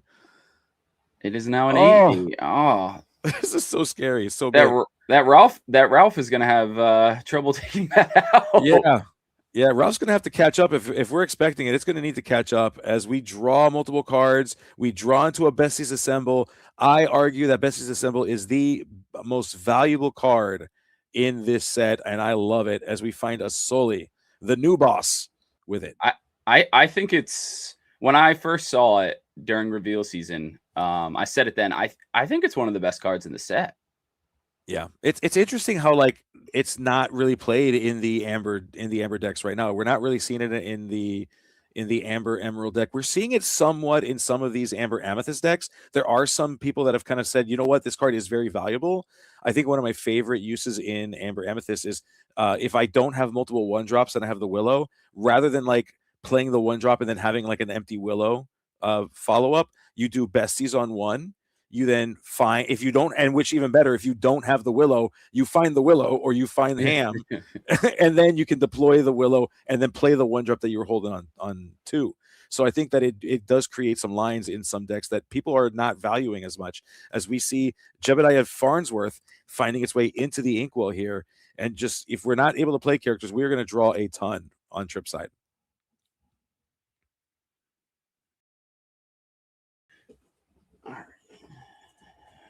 And what do we have here? And I think it's going to be a pass back. I'm very curious what Chaotic is building up for here. I know. I want to see it so bad. Give us the crazy. Everyone, the audience is going wild at home. Everyone watching with anticipation, watching with bated breath. Another Roller Bob, but into the Inkwell. So much Roller Bob. Yeah. It's so crazy, dude.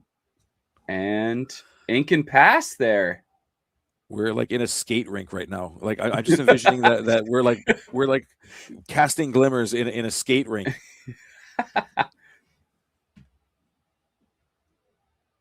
Trip thinking about what to do. I mean, at this point, we've done a lot of drawing. We have to have some answers. We got a ton of ink.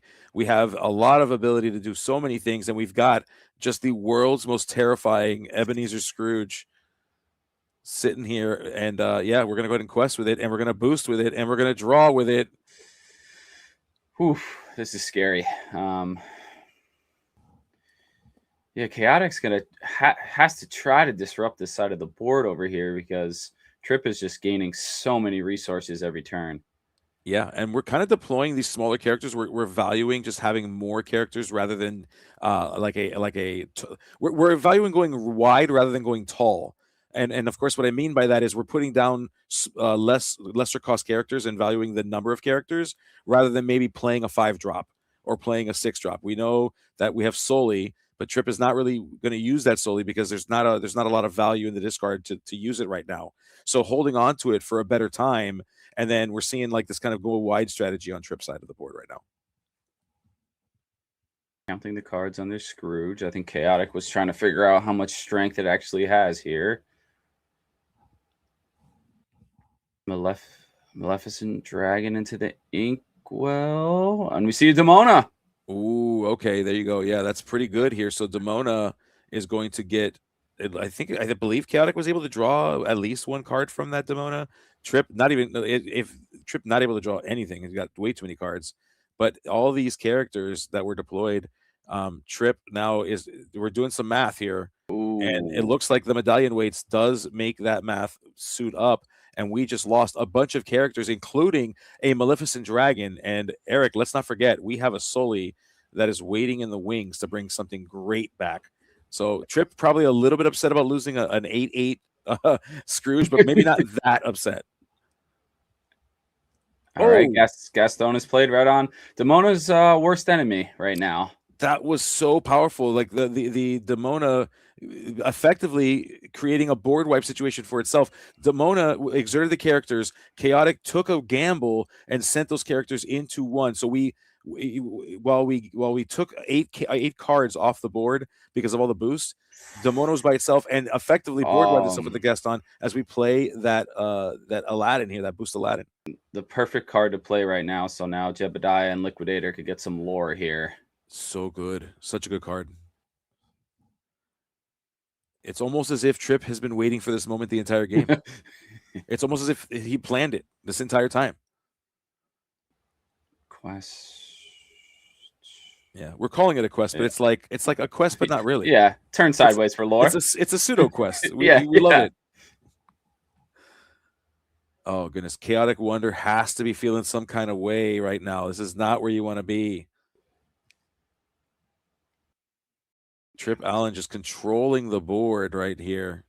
We see Chaotic Wonder turning cards sideways, and we're going to deploy. I believe that was 8. It is. We found it. We found the Raging Wrecker. It's here. But is it enough? Is it going to be enough? It can be. These characters generally do have... Uses medallion weights on it. Oh, okay, yeah. Plays the counting house.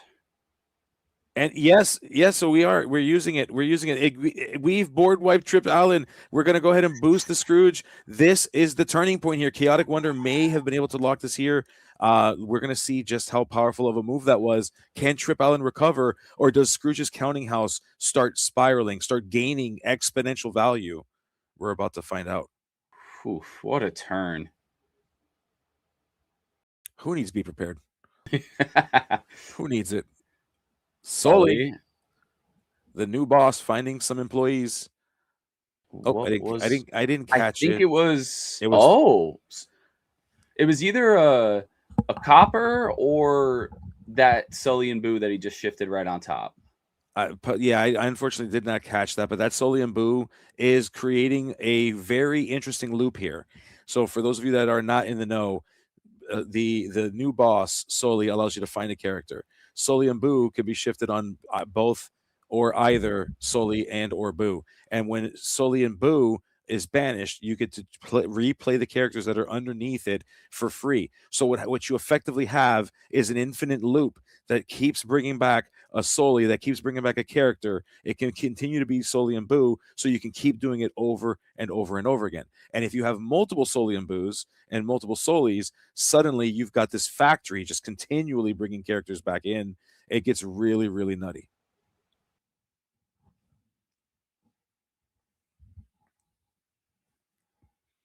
All right. We're going to boost the Scrooge, draw 2 from the diary. And this bouncing house definitely needs to go. Yeah, currently sitting at 6 willpower. Soli and Boo. Yep. Going in to deal with it before it gets any crazier. As we see, oh my goodness, is that the? Yeah, that's the that's the voice stealer. That's Ursula voice stealer.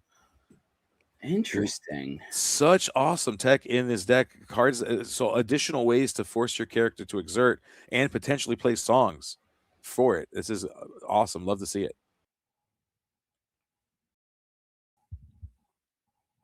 Looking through the discard here, seeing. Oh, could we have an Olaf coming down? He's counting out the actions. There's only one reason why you count actions there. You and I both know and are terrified.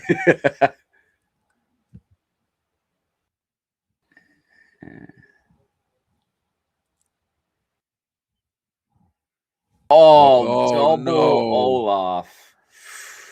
Knocking Chaotic us all the way down. Back down to 0 here. 0 lore with a single Scrooge, no counting house in sight. Trip Allen sitting with 2 Olafs, both of which quest for 2, a Scrooge of his own, and a Soli and Boo that also quest for 2. We've got 7 lore sitting on the table. 7 plus 7 is 14. That is a 2-turn clock that we're sitting on right now.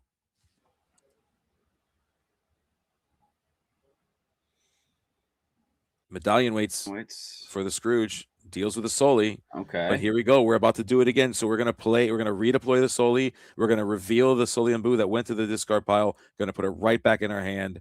And that's just going to keep on happening, folks. Here he is.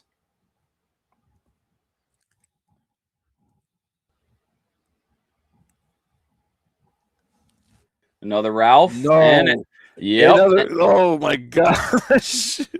Another Ralph, another raging wrecker finding its way to the table. My goodness. Board wipes. We love them. We miss them. It was here all along. It's been here since the whisper in the well. Yeah, that Lonely Grave just so strong here. Thank you, production, for putting that on screen.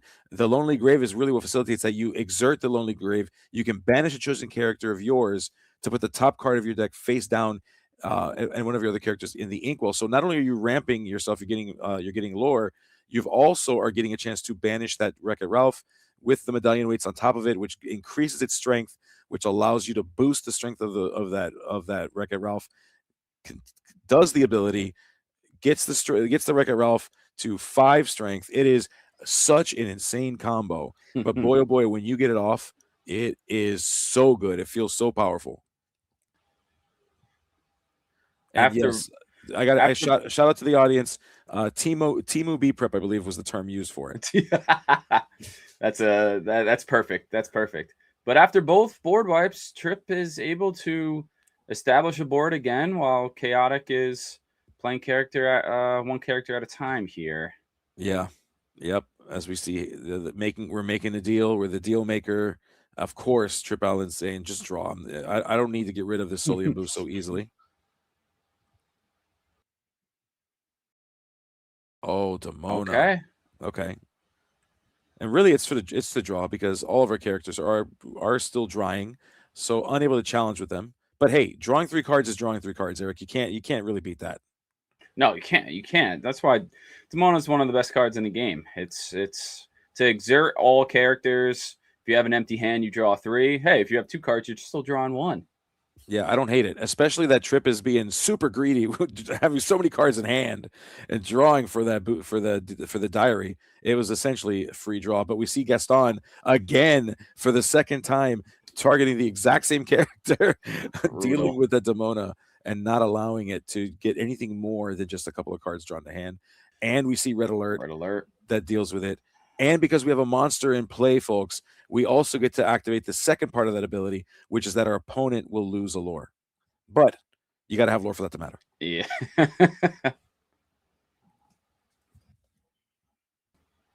And boost the Herc. Just draw one this time. Yeah, you got to start turning sideways here. Yeah. We can't keep waiting. We cannot keep waiting. We have to win the game. We've got 12 minutes left on the clock. We're still in game 2 here. So not where you want to be in terms of timing. Both of these decks into each other is a very, very slow, very grindy matchup. So you have to take the time into account. We see another Roller Bob, and Chaotic Wonder going through the discard pile in order to send cards back into the deck to give that Roller Bob some rush. Will we see Medallion Weights activated to draw a card? Yes, we will.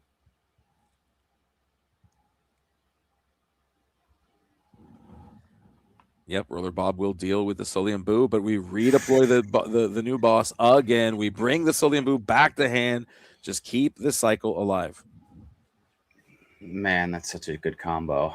It's imagine if we had a Boo, the little Boo that challenges and banishes characters that have 3 strength or less upon the challenge, and we just kept that going. It is so powerful, so strong, as we see a second Medallion Weights finding its way onto Chaotic Wonders. Oh my goodness! So making that all off even stronger and can deal with this Hercules. And Ink a Lonely Grave. Play a little Jebediah. Okay. We don't hate it. You've got 2 Medallion Weights. That Jebediah can go as far as 7 strength with both Medallion Weights if necessary. Solium Boo comes right back out. It's crazy. Yes, shift for 4 and still plenty of ink to do other things in your turn.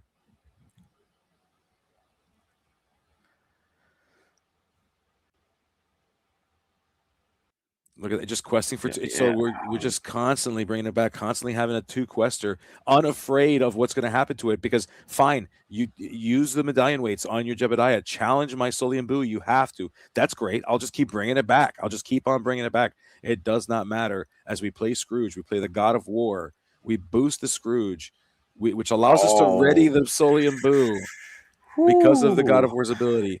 We draw cards for the Webby. My goodness, just the amount of turn. It's crazy. What we have here is an engine building deck, Eric. So we have an engine that is just constantly moving. Every time one action happens, multiple triggers enter the bag, and we get to do so many things. Just seeing this done at a high level is just amazing to watch. Wow. Oh yeah. Humble's crying right now. He's crying tears of joy, laying in his bed as he watches this. And what are we gonna do here? My goodness. Oh wow. I heard you like Medallion Weights, Eric, so I got you Medallion Weights for your Medallion Weights.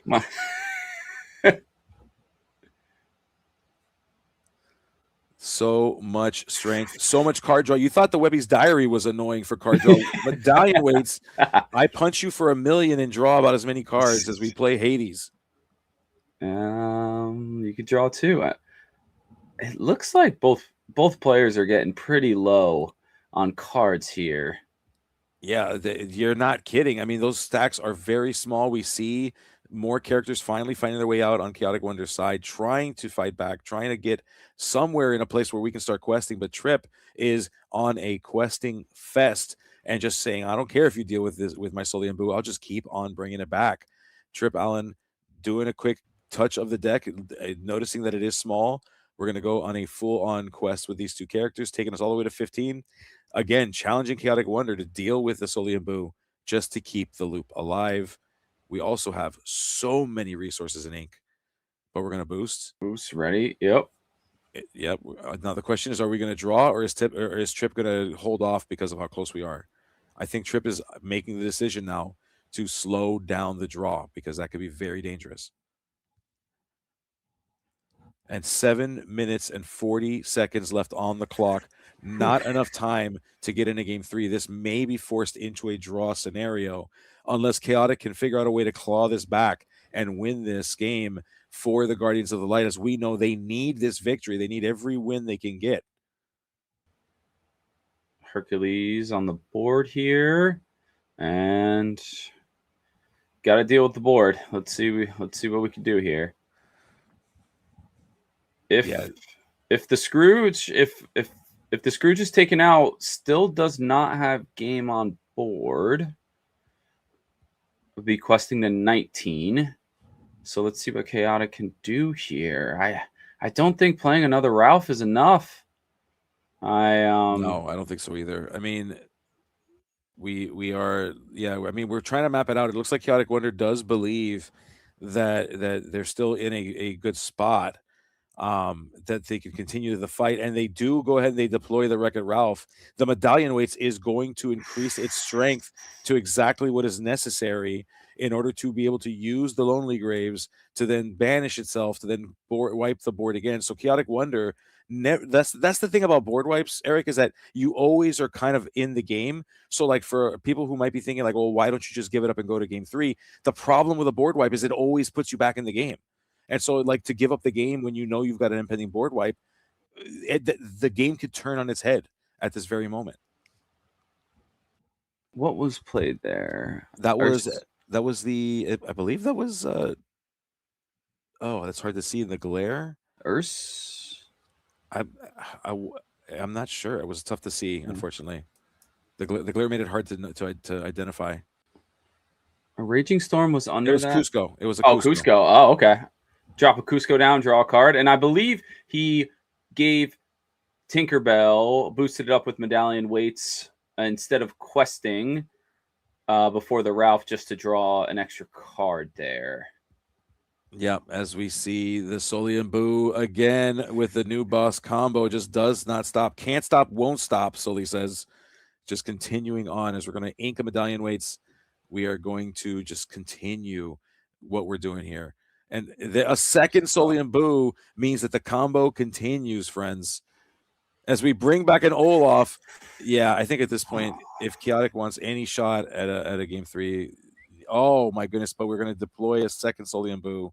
We're going to quest it too. And folks, this game's over, I think. I mean, no matter the amount of board wipes, just means that you're going to be questing for 4 at the following turn anyway. This is a tough one.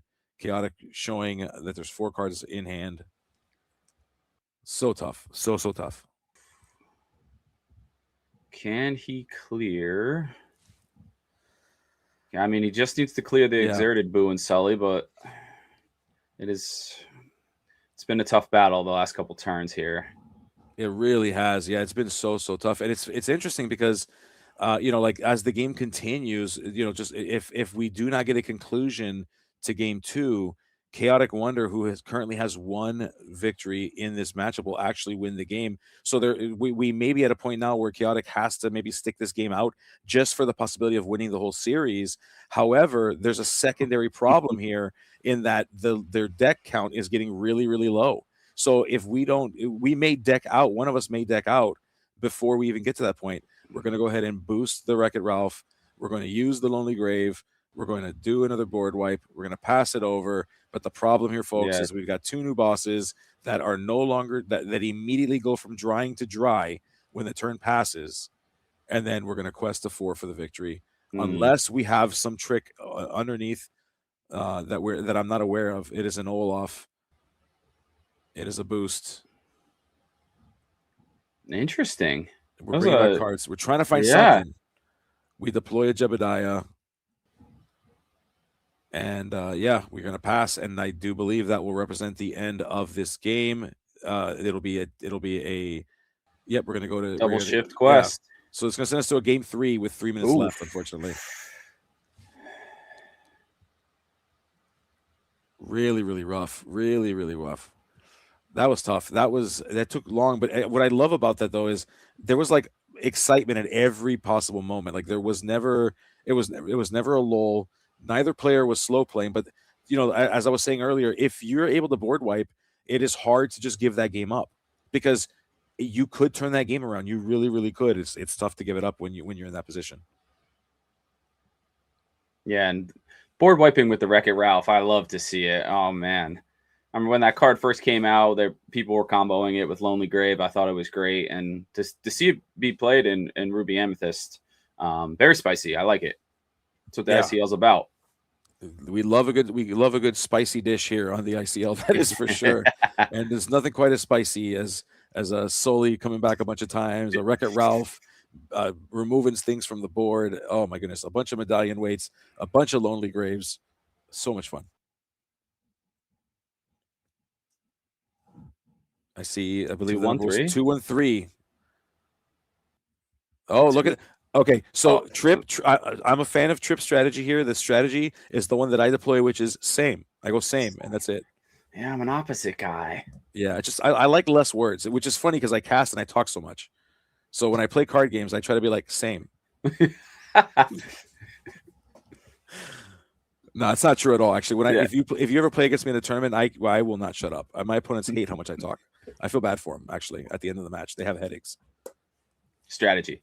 No, yeah, exactly. Yeah, I'm going to tilt you with my words. I'm just going to talk a lot. All right, so minute 15 here. Let's see what's going to happen. I mean, there's just like barring a miracle, I just do not see this game being done in a minute plus 5 turns. Love that they're playing it out, though. Yeah, listen, we're here. The cards are out. We got the dice ready. There's a lore counter. We got lore guides hanging out with us. Why not, right? Let's just get through these 5 turns.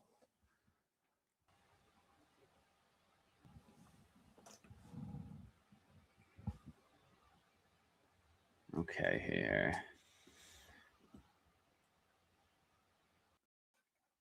Cat down. Tinkin. Pretty simple, pretty easy first turn. We're seeing a Maleficent Dragon making way for a Liquidator.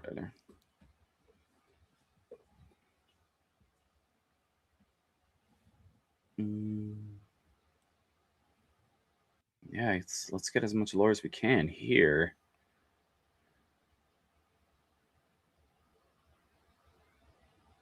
Double, we go Tink, Lonely Grave. So we've got Tink in stereo, and we've got Lonely Grave. That first part of this insane combo that we've been watching happen throughout these games here. Part 1 down. We're looking for medallion weights, and we're looking for Wreck-It Ralphs to try to deploy some stuff. We see a second Maleficent Dragon finding its way into the Inkwell. Trip going to want to remember that for all of the 4 turns that are left, because you never know if you need a Maleficent Dragon in the future.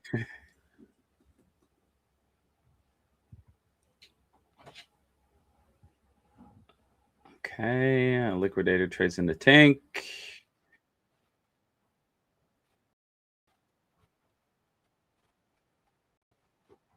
Okay, and just so that you all know, folks, I got word from production. What we're doing is, the game will very likely end up as a draw if they go more. So I believe we're currently on turn 3 or 4.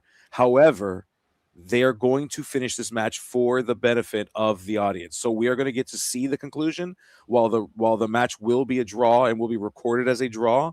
They're going to play this out so that way you can see all the technology that's in both players' decks, and you can get a full-on game. So, folks, hang out with here. Stay tuned with us. We're going to get to see the conclusion of this game. However, in the books, it will be a draw. That's how we do in the ICL, folks. That's how we do it.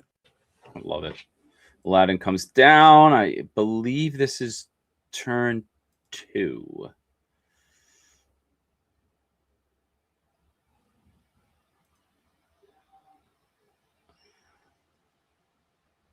Or 3 now. Yeah, I believe we're going from 3 into 4, but we do see Roller Bob finding its way to a quest here. We see in ink we're going to go ahead and pass it along. We just, and it's interesting. So like both of these decks are like building these engines, and that's kind of what makes these games run a little bit longer than you might necessarily like. If one of the decks is doing it and the other one's more aggressive or more of a tempo deck, there's a bit of a catch up there. But what happens in a double control deck strategy is both players are fully aware that there's not going to be a lot in the way of interacting with them. So both players, and this was true in previous formats and previous rotations. Think about the Ruby Sapphire matchup when there was a mirror. They both knew that they were going to be ramping on 2. They're going to be setting up their board. That's exactly what's happening here, folks. We're just making sure that we have like the perfect sequence. That way, when we get to like the turn 6 or 7, you're just having these massive battles, these giant challenges, Scrooges that are 10 willpower, 10 strength. You setting up boards that Wreck-It Ralph can jump up to 15 strength, wipe the board. Just really insane, powerful things that you can do going into that. So that's what you're seeing here. It's kind of like the setup. There's a little bit of a back and forth. There's a little bit of interacting with each other. Just trying to pick off like the free lore, the free questing. We're seeing the Scrooge counting house representing that here as like, hey, well, you know what? Maybe I can get cheeky and maybe I can win like without you getting there. I can kind of be like a pseudo aggro deck now.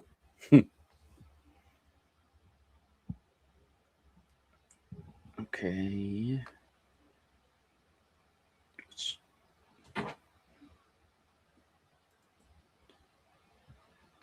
And what are we going to see here? Can we see could it be a Sully? It is. It's the new boss. In terms of options, I mean, we've got okay options. It looks like we grabbed. Oh, I missed what was it? I think Aladdin. Was it Aladdin? It was Aladdin. Yeah. Yeah, it was Aladdin. The foil on that with a light on it was hard to see, but the Aladdin, not a terrible grab here. I mean, we're setting up that new boss Sully. If we have the Sully and Boo, and we can start doing that like infinite combo that we've been seeing throughout, like from right now, that could be really, really powerful to kind of answer the Scrooge's counting house as an additional way to gain lore, and secondarily, it can with the Sully and Boo, at least right now, deal with. Oh no, but we're sending the Sully away with making a deal. Okay, so that could be dangerous here because Trip is basically not giving himself the ability to deal with the counting house right now. But I think Trip is basically saying, well, that's fine. I can deal with it later. Counting house grows exponentially. It grows exponentially, and that Scrooge with the Aladdin could deal with this with the counting house next turn, unless Chaotic has a way to send these characters away and keep this counting house being stronger than ever. And right there, the counting house netted Chaotic Wonder 2 lore there. 2 lore. And let's make another deal. Trip is probably got to be thinking about it. Like, okay, I already let you draw 2, or I already sent the character away already. Do I send another character away? Yeah, Trip is saying that's fine. But this counting house is going to survive if we boost it. I don't think we can though. We may be out of lore at this point. Of ink rather at this point. We have to double check because he has his hand covering it. But this counting house, if we can keep it alive, is a problem here. We see besties. And what is the most ideal card he's looking for here? What's he going to take? Another Aladdin. Okay. Not terrible here. These Aladdins can do some work. We do see, yep, we're going to go ahead and deploy the Aladdin. We're going to send that onto the table. We have 2 ink remaining. Each one will allow us to boost the Aladdin. The Aladdin is going to go ahead and come in for a challenge. However, it is that 2 more lore is going to grow. Yeah, it's 2 more lore. And if we can deal with these characters, can grow and grow and grow. We see Roller Bob. Okay. We're going to go ahead and give it Rush. And traded to Aladdin. Yep. Okay. I've really enjoyed seeing Roller Bob tonight. Roller Bob has been pretty good. Yeah. I don't hate it. Roller Bob is fantastic to give something Rush. I might have to break out my old roller skates. It's that time. Let's go. Are we rollerblading or are we roller skating? That's the real question, Eric. Roller bobbing. We're roller bobbing, baby. Let's go.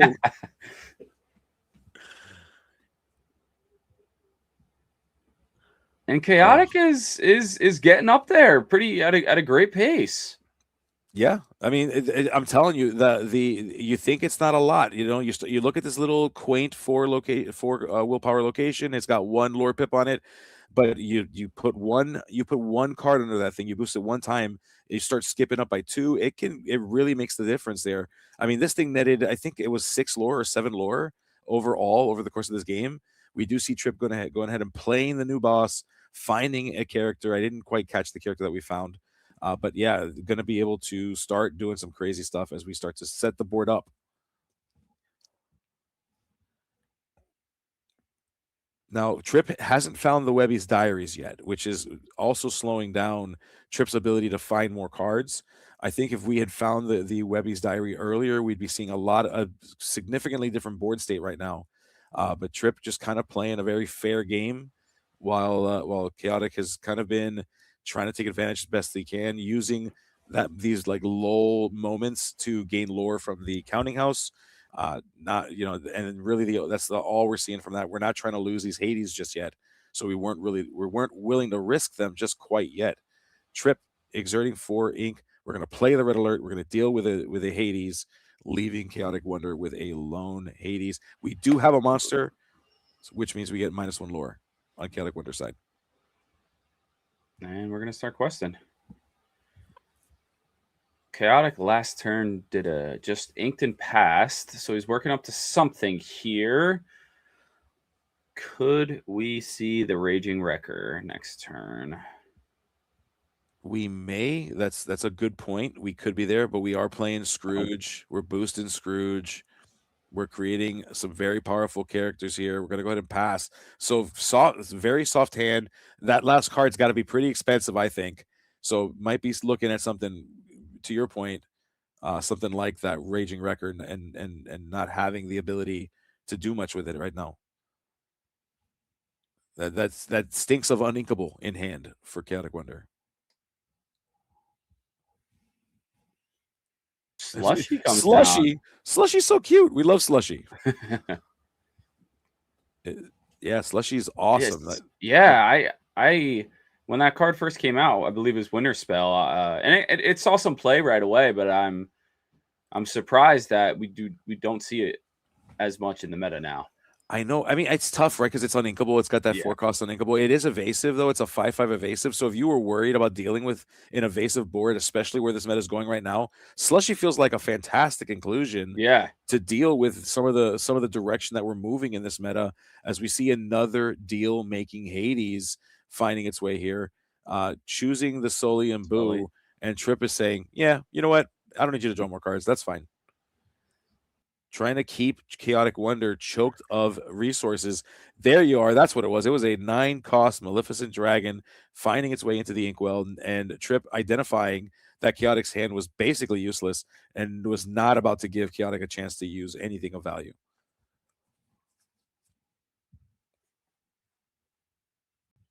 Seeing how much ink he has here. 6 ink. We're just going to play a Sully and Boo just as it is. So not going to be able to, not a looping Sully, but hey, you know what? Not a terrible character anyway. Cusco comes down. Definitely want to boost the Scrooge here. So we're going to use the Lonely Grave effect. We're going to, okay, interesting. So we're going to find our way into revealing cards, placing more characters down, playing more Scrooges, boosting some Scrooges, and we're just going to start to just play this very fair game with these very big characters that just can't be dealt with cleanly. So if you want to deal with Scrooge, you're going to have to deal with it. Oh, just kidding. I'm playing with you because Gaston has found its way. We are big game hunting, folks. That's crazy. It's great seeing other ways that Lonely Grave could be used. In a top deck scenario, you get a Cusco, have a Scrooge on board, you get the boost to Scrooge, draw the card. There's other ways it could be utilized, and not just for Wreck-It Ralph. Yeah, you're not kidding. You are not kidding. And that was such a good use of that, such a fantastic pull from the top of the deck there. Chaotic Wonder is going to have to continue this advantage. Now, with the advantage on the lore, the board state's somewhat even at this point. Both players in a weird position where exerting characters could potentially lead to a very, very bad spot. And with so few cards in hand for Chaotic Wonder, finding an inexplicable Cheshire Cat, I don't know how good that is in this particular matchup with these very, very big characters. Might make the difference with some math, but I don't know if it's the best card you could have found. I'm going to boost up the Scrooge. Take out Sully and Boo. Okay.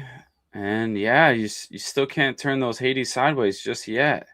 No, definitely cannot. The Hades are there to hang out for now, for a better time, and when they can quest a little bit more cleanly. And you were right what you said before. If there's a Webby's Diary down, we have a completely different game. There were two Besties Assembled played in the beginning of the game, and those could have sent those diaries right to the bottom. Potentially, that is true. You're not wrong about that. I think it's important to note too for our fans that are watching here, especially those that maybe are watching but you don't necessarily get out to tournament play. I think when you think about the math and like the probability of besties doing that to a card, you can get really bogged down in this idea like, oh well, it made me lose a card. But the reality is that the way the math breaks down is that you have just as much of a chance of getting closer to something you really need. So for those of you that are out there, don't shy away from playing besties just because you got a bad hit one time, because the reality is it'll probably do you better in the future the more times you play it. Agreed. Probability is a crazy thing in trading card games, Eric. Our Chaotic, thinking about what he just drew. Hades straight into Aladdin. And Tigger. Yeah. But nothing to choose. Not love. The last couple top decks have not been ideal, but no. Yeah. We're at this point, we're just playing what's coming from the top of our deck, and we're just trying to tell Trip, like, hey, I'm still in this somehow. We're tied on lore, but Trip is just making a run for it. These characters so much bigger and evasive. Well, in the case of Slushy, but still big enough in the case of Olaf that neither character wants to deal with it. As we send an Aladdin down, we boost the Aladdin and just continuing to garner an advantage here on Trip's side. Oof. Oh, no. He's going to put the Lonely Grave into the discard. Tigger's going to trade with Olaf. And yeah, folks. Not what we needed there. It's not. That's what we call drawing air. Okay, in the trading card game, you draw a card that you basically say, yeah, you're free ink. That is not what you want to see when you're in this very critical mass moment where the game can turn in any direction and you need every top card to be exactly what you need, and you draw an inkable item that doesn't do a lot in the moment. It's tough, as we see Trip taking advantage. I believe we got a Demona here. Let's see. Hey, okay. Not the word. Yeah, listen. We're getting both players will get some amount of cards. The Trip getting to draw one, Chaotic getting the full 3. So Chaotic getting the most value from it. We do see the Cheshire Cat, and Chaotic's making a decision here to challenge into the Gaston to boost the Cheshire Cat, which will leave itself with only 1, and that will banish the Gaston. And now we're back in the game a little bit here. Yeah, it's not too terrible now. And Olaf. Ooh, that could be crazy. Yeah, so we're going to banish the Olaf, which will allow us to bring back one of the cards. Move the damage again. Yep. So, yeah, I mean, Chaotic making a weird decision, trying to figure out, like, well, what is actually the better value here, and deciding that the 1 damage to bring down the Slushy to a slightly more manageable spot is the way to go. And with the Olaf effect, we're taking the cat, putting it back in our hand, and we get 2 cards for it because we boosted twice. Ooh. But, Gaston. Yes. Demona's worst enemy. 3 times in a night we've seen the same sequence happen. Can we put another character down to present lethal? And Hercules comes down. Oh no, I think we found it, folks. I think this may be it. Can we see the Ralph for the last time here? I don't know, Eric. I think it might be too late. I don't know if he has enough. No. Oh, we're playing a roller bob. Roller bob. All right. Oh, you roller bob, you.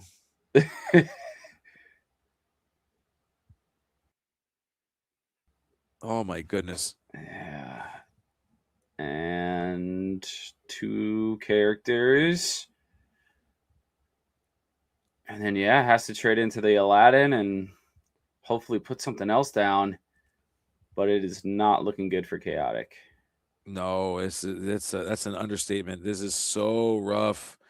Chaotic trying to figure out a way out of here, but just we've got the 4 characters. We're good. It's going to go ahead and deal with the Aladdin. So we did slow the clock down. The game is not over, but boy, it does not feel great to be without characters. Looking at Trip Allen sitting at 3 characters, going up to potentially 19 next turn, and playing the voice, stealing Ursula.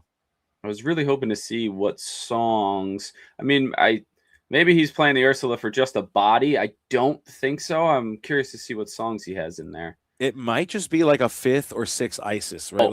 Yes. That might just be like, maybe that's just how we treat it. It's potentially it's possible. Like Blurble was doing before rotation, yes. I've been keeping track here. I'm assuming he's going to quest with Slushy this turn. That would have been 7 lore coming from Slushy alone. Yeah. Oh my gosh, dude. As we see, playing the Horseman Strikes, not choosing a target, but hey, we need cards. We got 5 ink left. We were sitting with 8 ink on the table on Trip's side. Going to go ahead and send those characters, exert them, go all the way to 19. And ultimately, we are going to pass back to Chaotic Wonder. And this may very well be the last turn of the game, folks, as Chaotic tries to figure out a way to deal with these characters. I just don't see it. I don't see how we can and stop one of these characters from sneaking through. But Chaotic Wonder has done crazier things tonight in this game. We see some cards being separated. We're doing some math. We're trying to figure it out. He's Chaotic thinking through the lines, thinking through what we got in hand. What answers do we have? How do we come out from the other side of this to continue this game? Can we? We've yet to see a Sven yet, so I don't know how this Slushy is going to be dealt with. It's a Demona. Okay. Which allows us to draw 2 more cards. But yeah, we do see the Wreck-It Ralph in hand, but Wreck-It Ralph just not useful right now, unfortunately.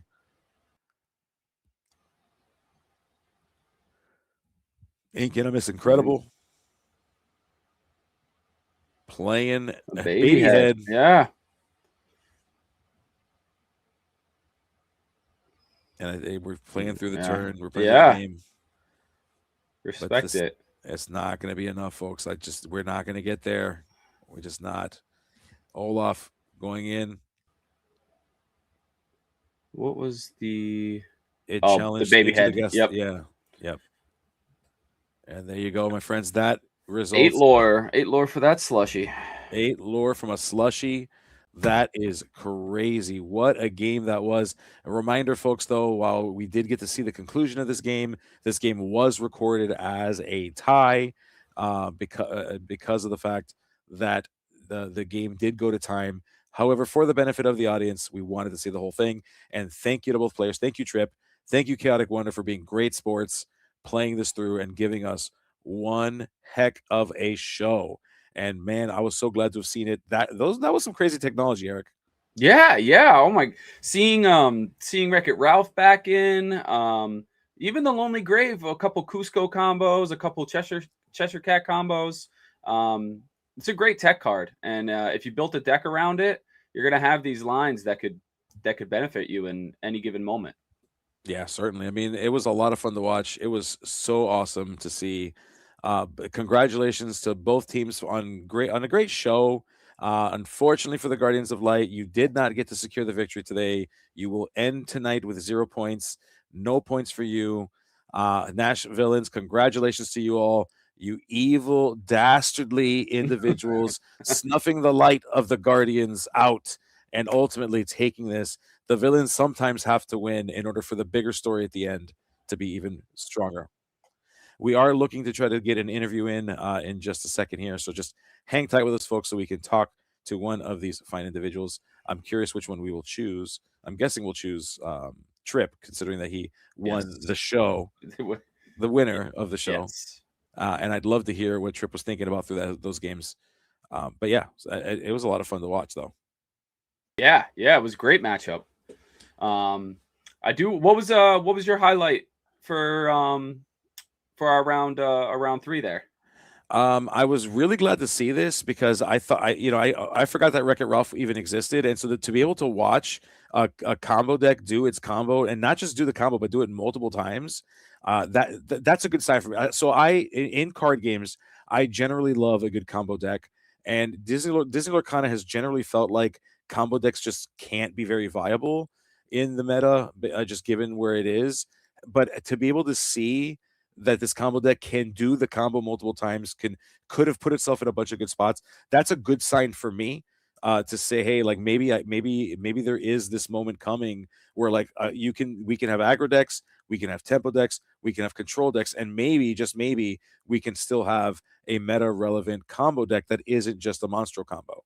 And so, that's always good to see. So anytime that there's like the possibility, the glimmer of a new type of deck being super meta relevant, I'm all about that, and I love seeing that. What about you? Yeah. For that last round, probably seeing Medallion Weights do what it did that game. I was trying to write it down. I'm pretty sure game 1 he drew about 15 cards from the 3 different Medallion Weights. Lonely Grave was very exciting for me to see.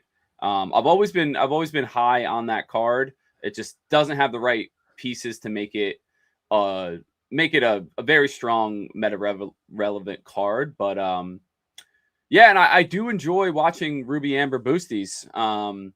It's a super strong deck. I think it came out of the gates at the start of rotation. I think it fizzled just a little bit, but if you're not ready for it and you don't know how to play against it, it's going to be a tough battle. Yeah, you're not kidding. You are not kidding. And we got back our friend Clara. Welcome back. Did you get a chance to watch that game at all? Oh, I don't think we can hear you, Clara. Hey, I've been watching the whole time. That's scary. How was that game? It was amazing. Great back and forth from both sides. 2 decks with both a potential of a board wipe that gives you long games. Yeah. It definitely did. I mean, my goodness, we went super long there, but they were fun to watch. We have the interview coming up in just a moment, if not right away. I want to give. Okay, yeah. So we're still working on getting that interview up. So don't go anywhere just yet, folks. We're going to get that interview in just a moment. But I agree with you. I thought that it was still fun to watch. Like, even though it took a little bit longer, it was fun to watch. And I think we're going to get a chance. I do believe through the power of the internet and through the magic of television, we have Trip. How's it going? Welcome, bud. Hey. First of all, can we talk about that beard? I love the beard. Oh, yeah. Thanks. I barely got home in time to play the match because I was at the barber shop. Not because I was prepping for this, but just because I looked like a tennis ball beforehand, and now I just look like a tennis ball that's only got part of the fuzz. Well, it looks great. Give your barber an extra $1 for that, because they did a good job. Thanks, will do. So let's talk about what you witnessed there. So talk to me a little bit about when you started seeing the strategy that was being deployed out there, and you started to see like the Wreck-It Ralphs and stuff. Like, talk to me about what your feelings and thoughts were as we saw like Lonely Graves and stuff hitting the table. So he played the Tink, and I'm like, it's the Peter Pan Evasives deck. I've teched for this. I've got extra evasive stuff in the deck. I'm on full Horseman Strikes hate. I even put in 2 slushies to help with the matchup, because right now evasives are everywhere in multiple colors. So I was feeling really good. And then he's like Kuzco, and I'm like, that's a little weird. And then it's Lonely Grave, and I'm like, I don't know what I'm doing. So the first game was mainly me just struggle bussing to try and keep lore. I couldn't find a Webby's diary in time to really keep up with his draw, and so I'm just sitting here going, okay, let's figure out what he's doing, and then try and go game 2 and have a better game plan. So game 2, I actually saw some draw power, and I knew what to expect, which just meant keep my hand as full as I possibly can so I can recover from the board wipes and keep one up my sleeve for whenever I absolutely need it. And that kind of worked out where I saw draw power before he did in game 2. And then game 3, we both kind of just fizzled. I had 2 Webbies that went under 2 of my initial boosts, and then my first Betsy's Assemble sent the 3rd one to the bottom of the deck. So every card that I had, I'm just misering as much as I can, trying to get value from. And the slushy won me the game. Just having that one evasive to sit there and crank through, that was something else. I told him in the middle of game 1, I'm like, your deck is amazing. I love this. This is so neat. I thought I had you pegged it, and it was not. So kudos for the deck building on that.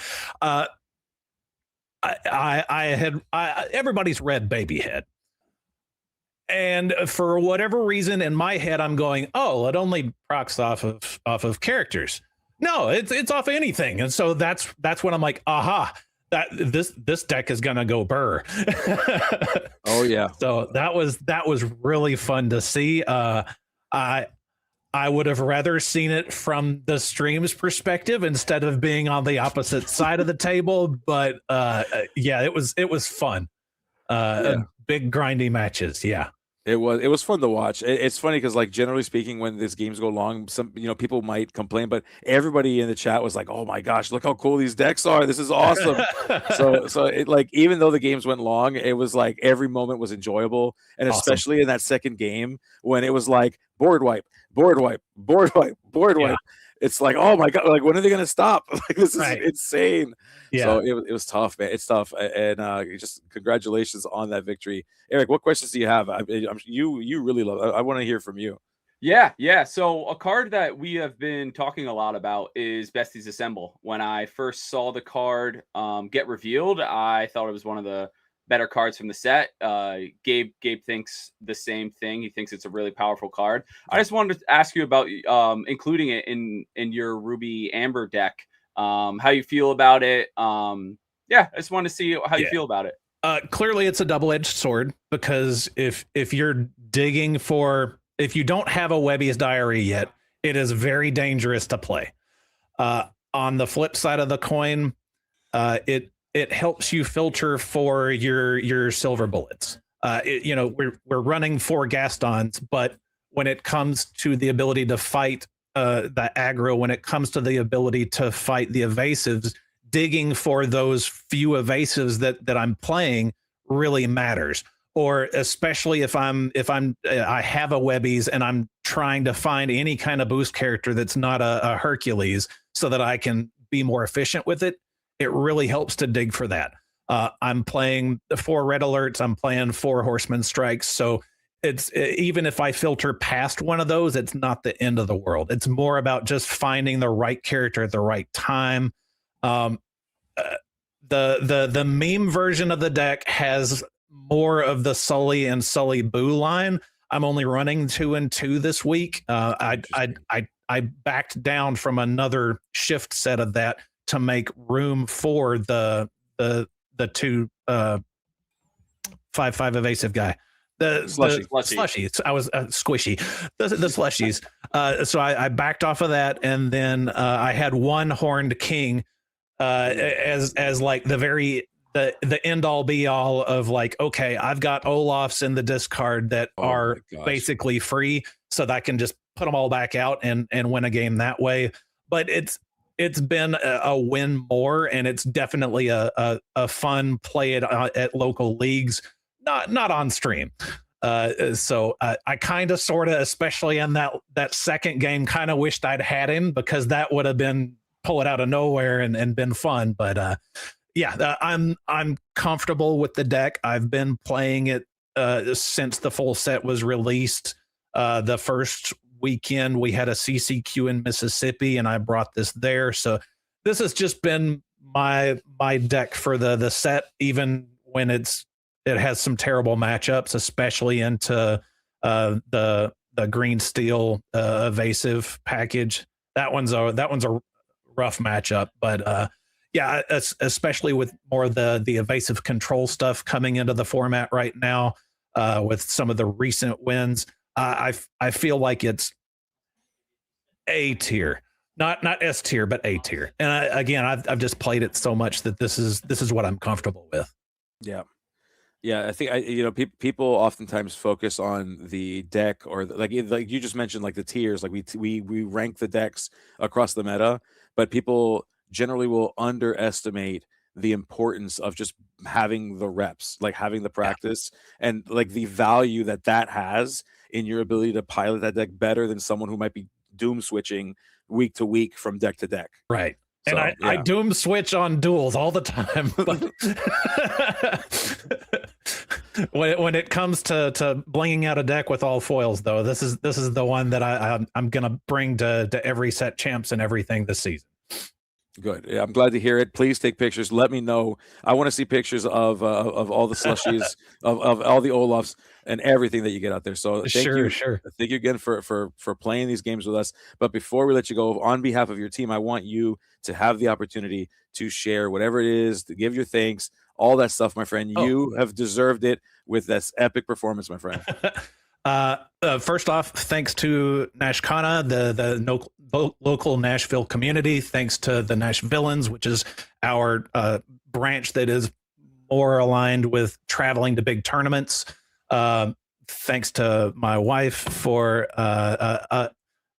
turning a blind eye to emergency get home from the barbershop and immediately jump on stream and supporting me when I'm going to some of these tournaments where she would like to be able to travel, but she knows that she'd be alone because I'm going to be flopping cards all weekend.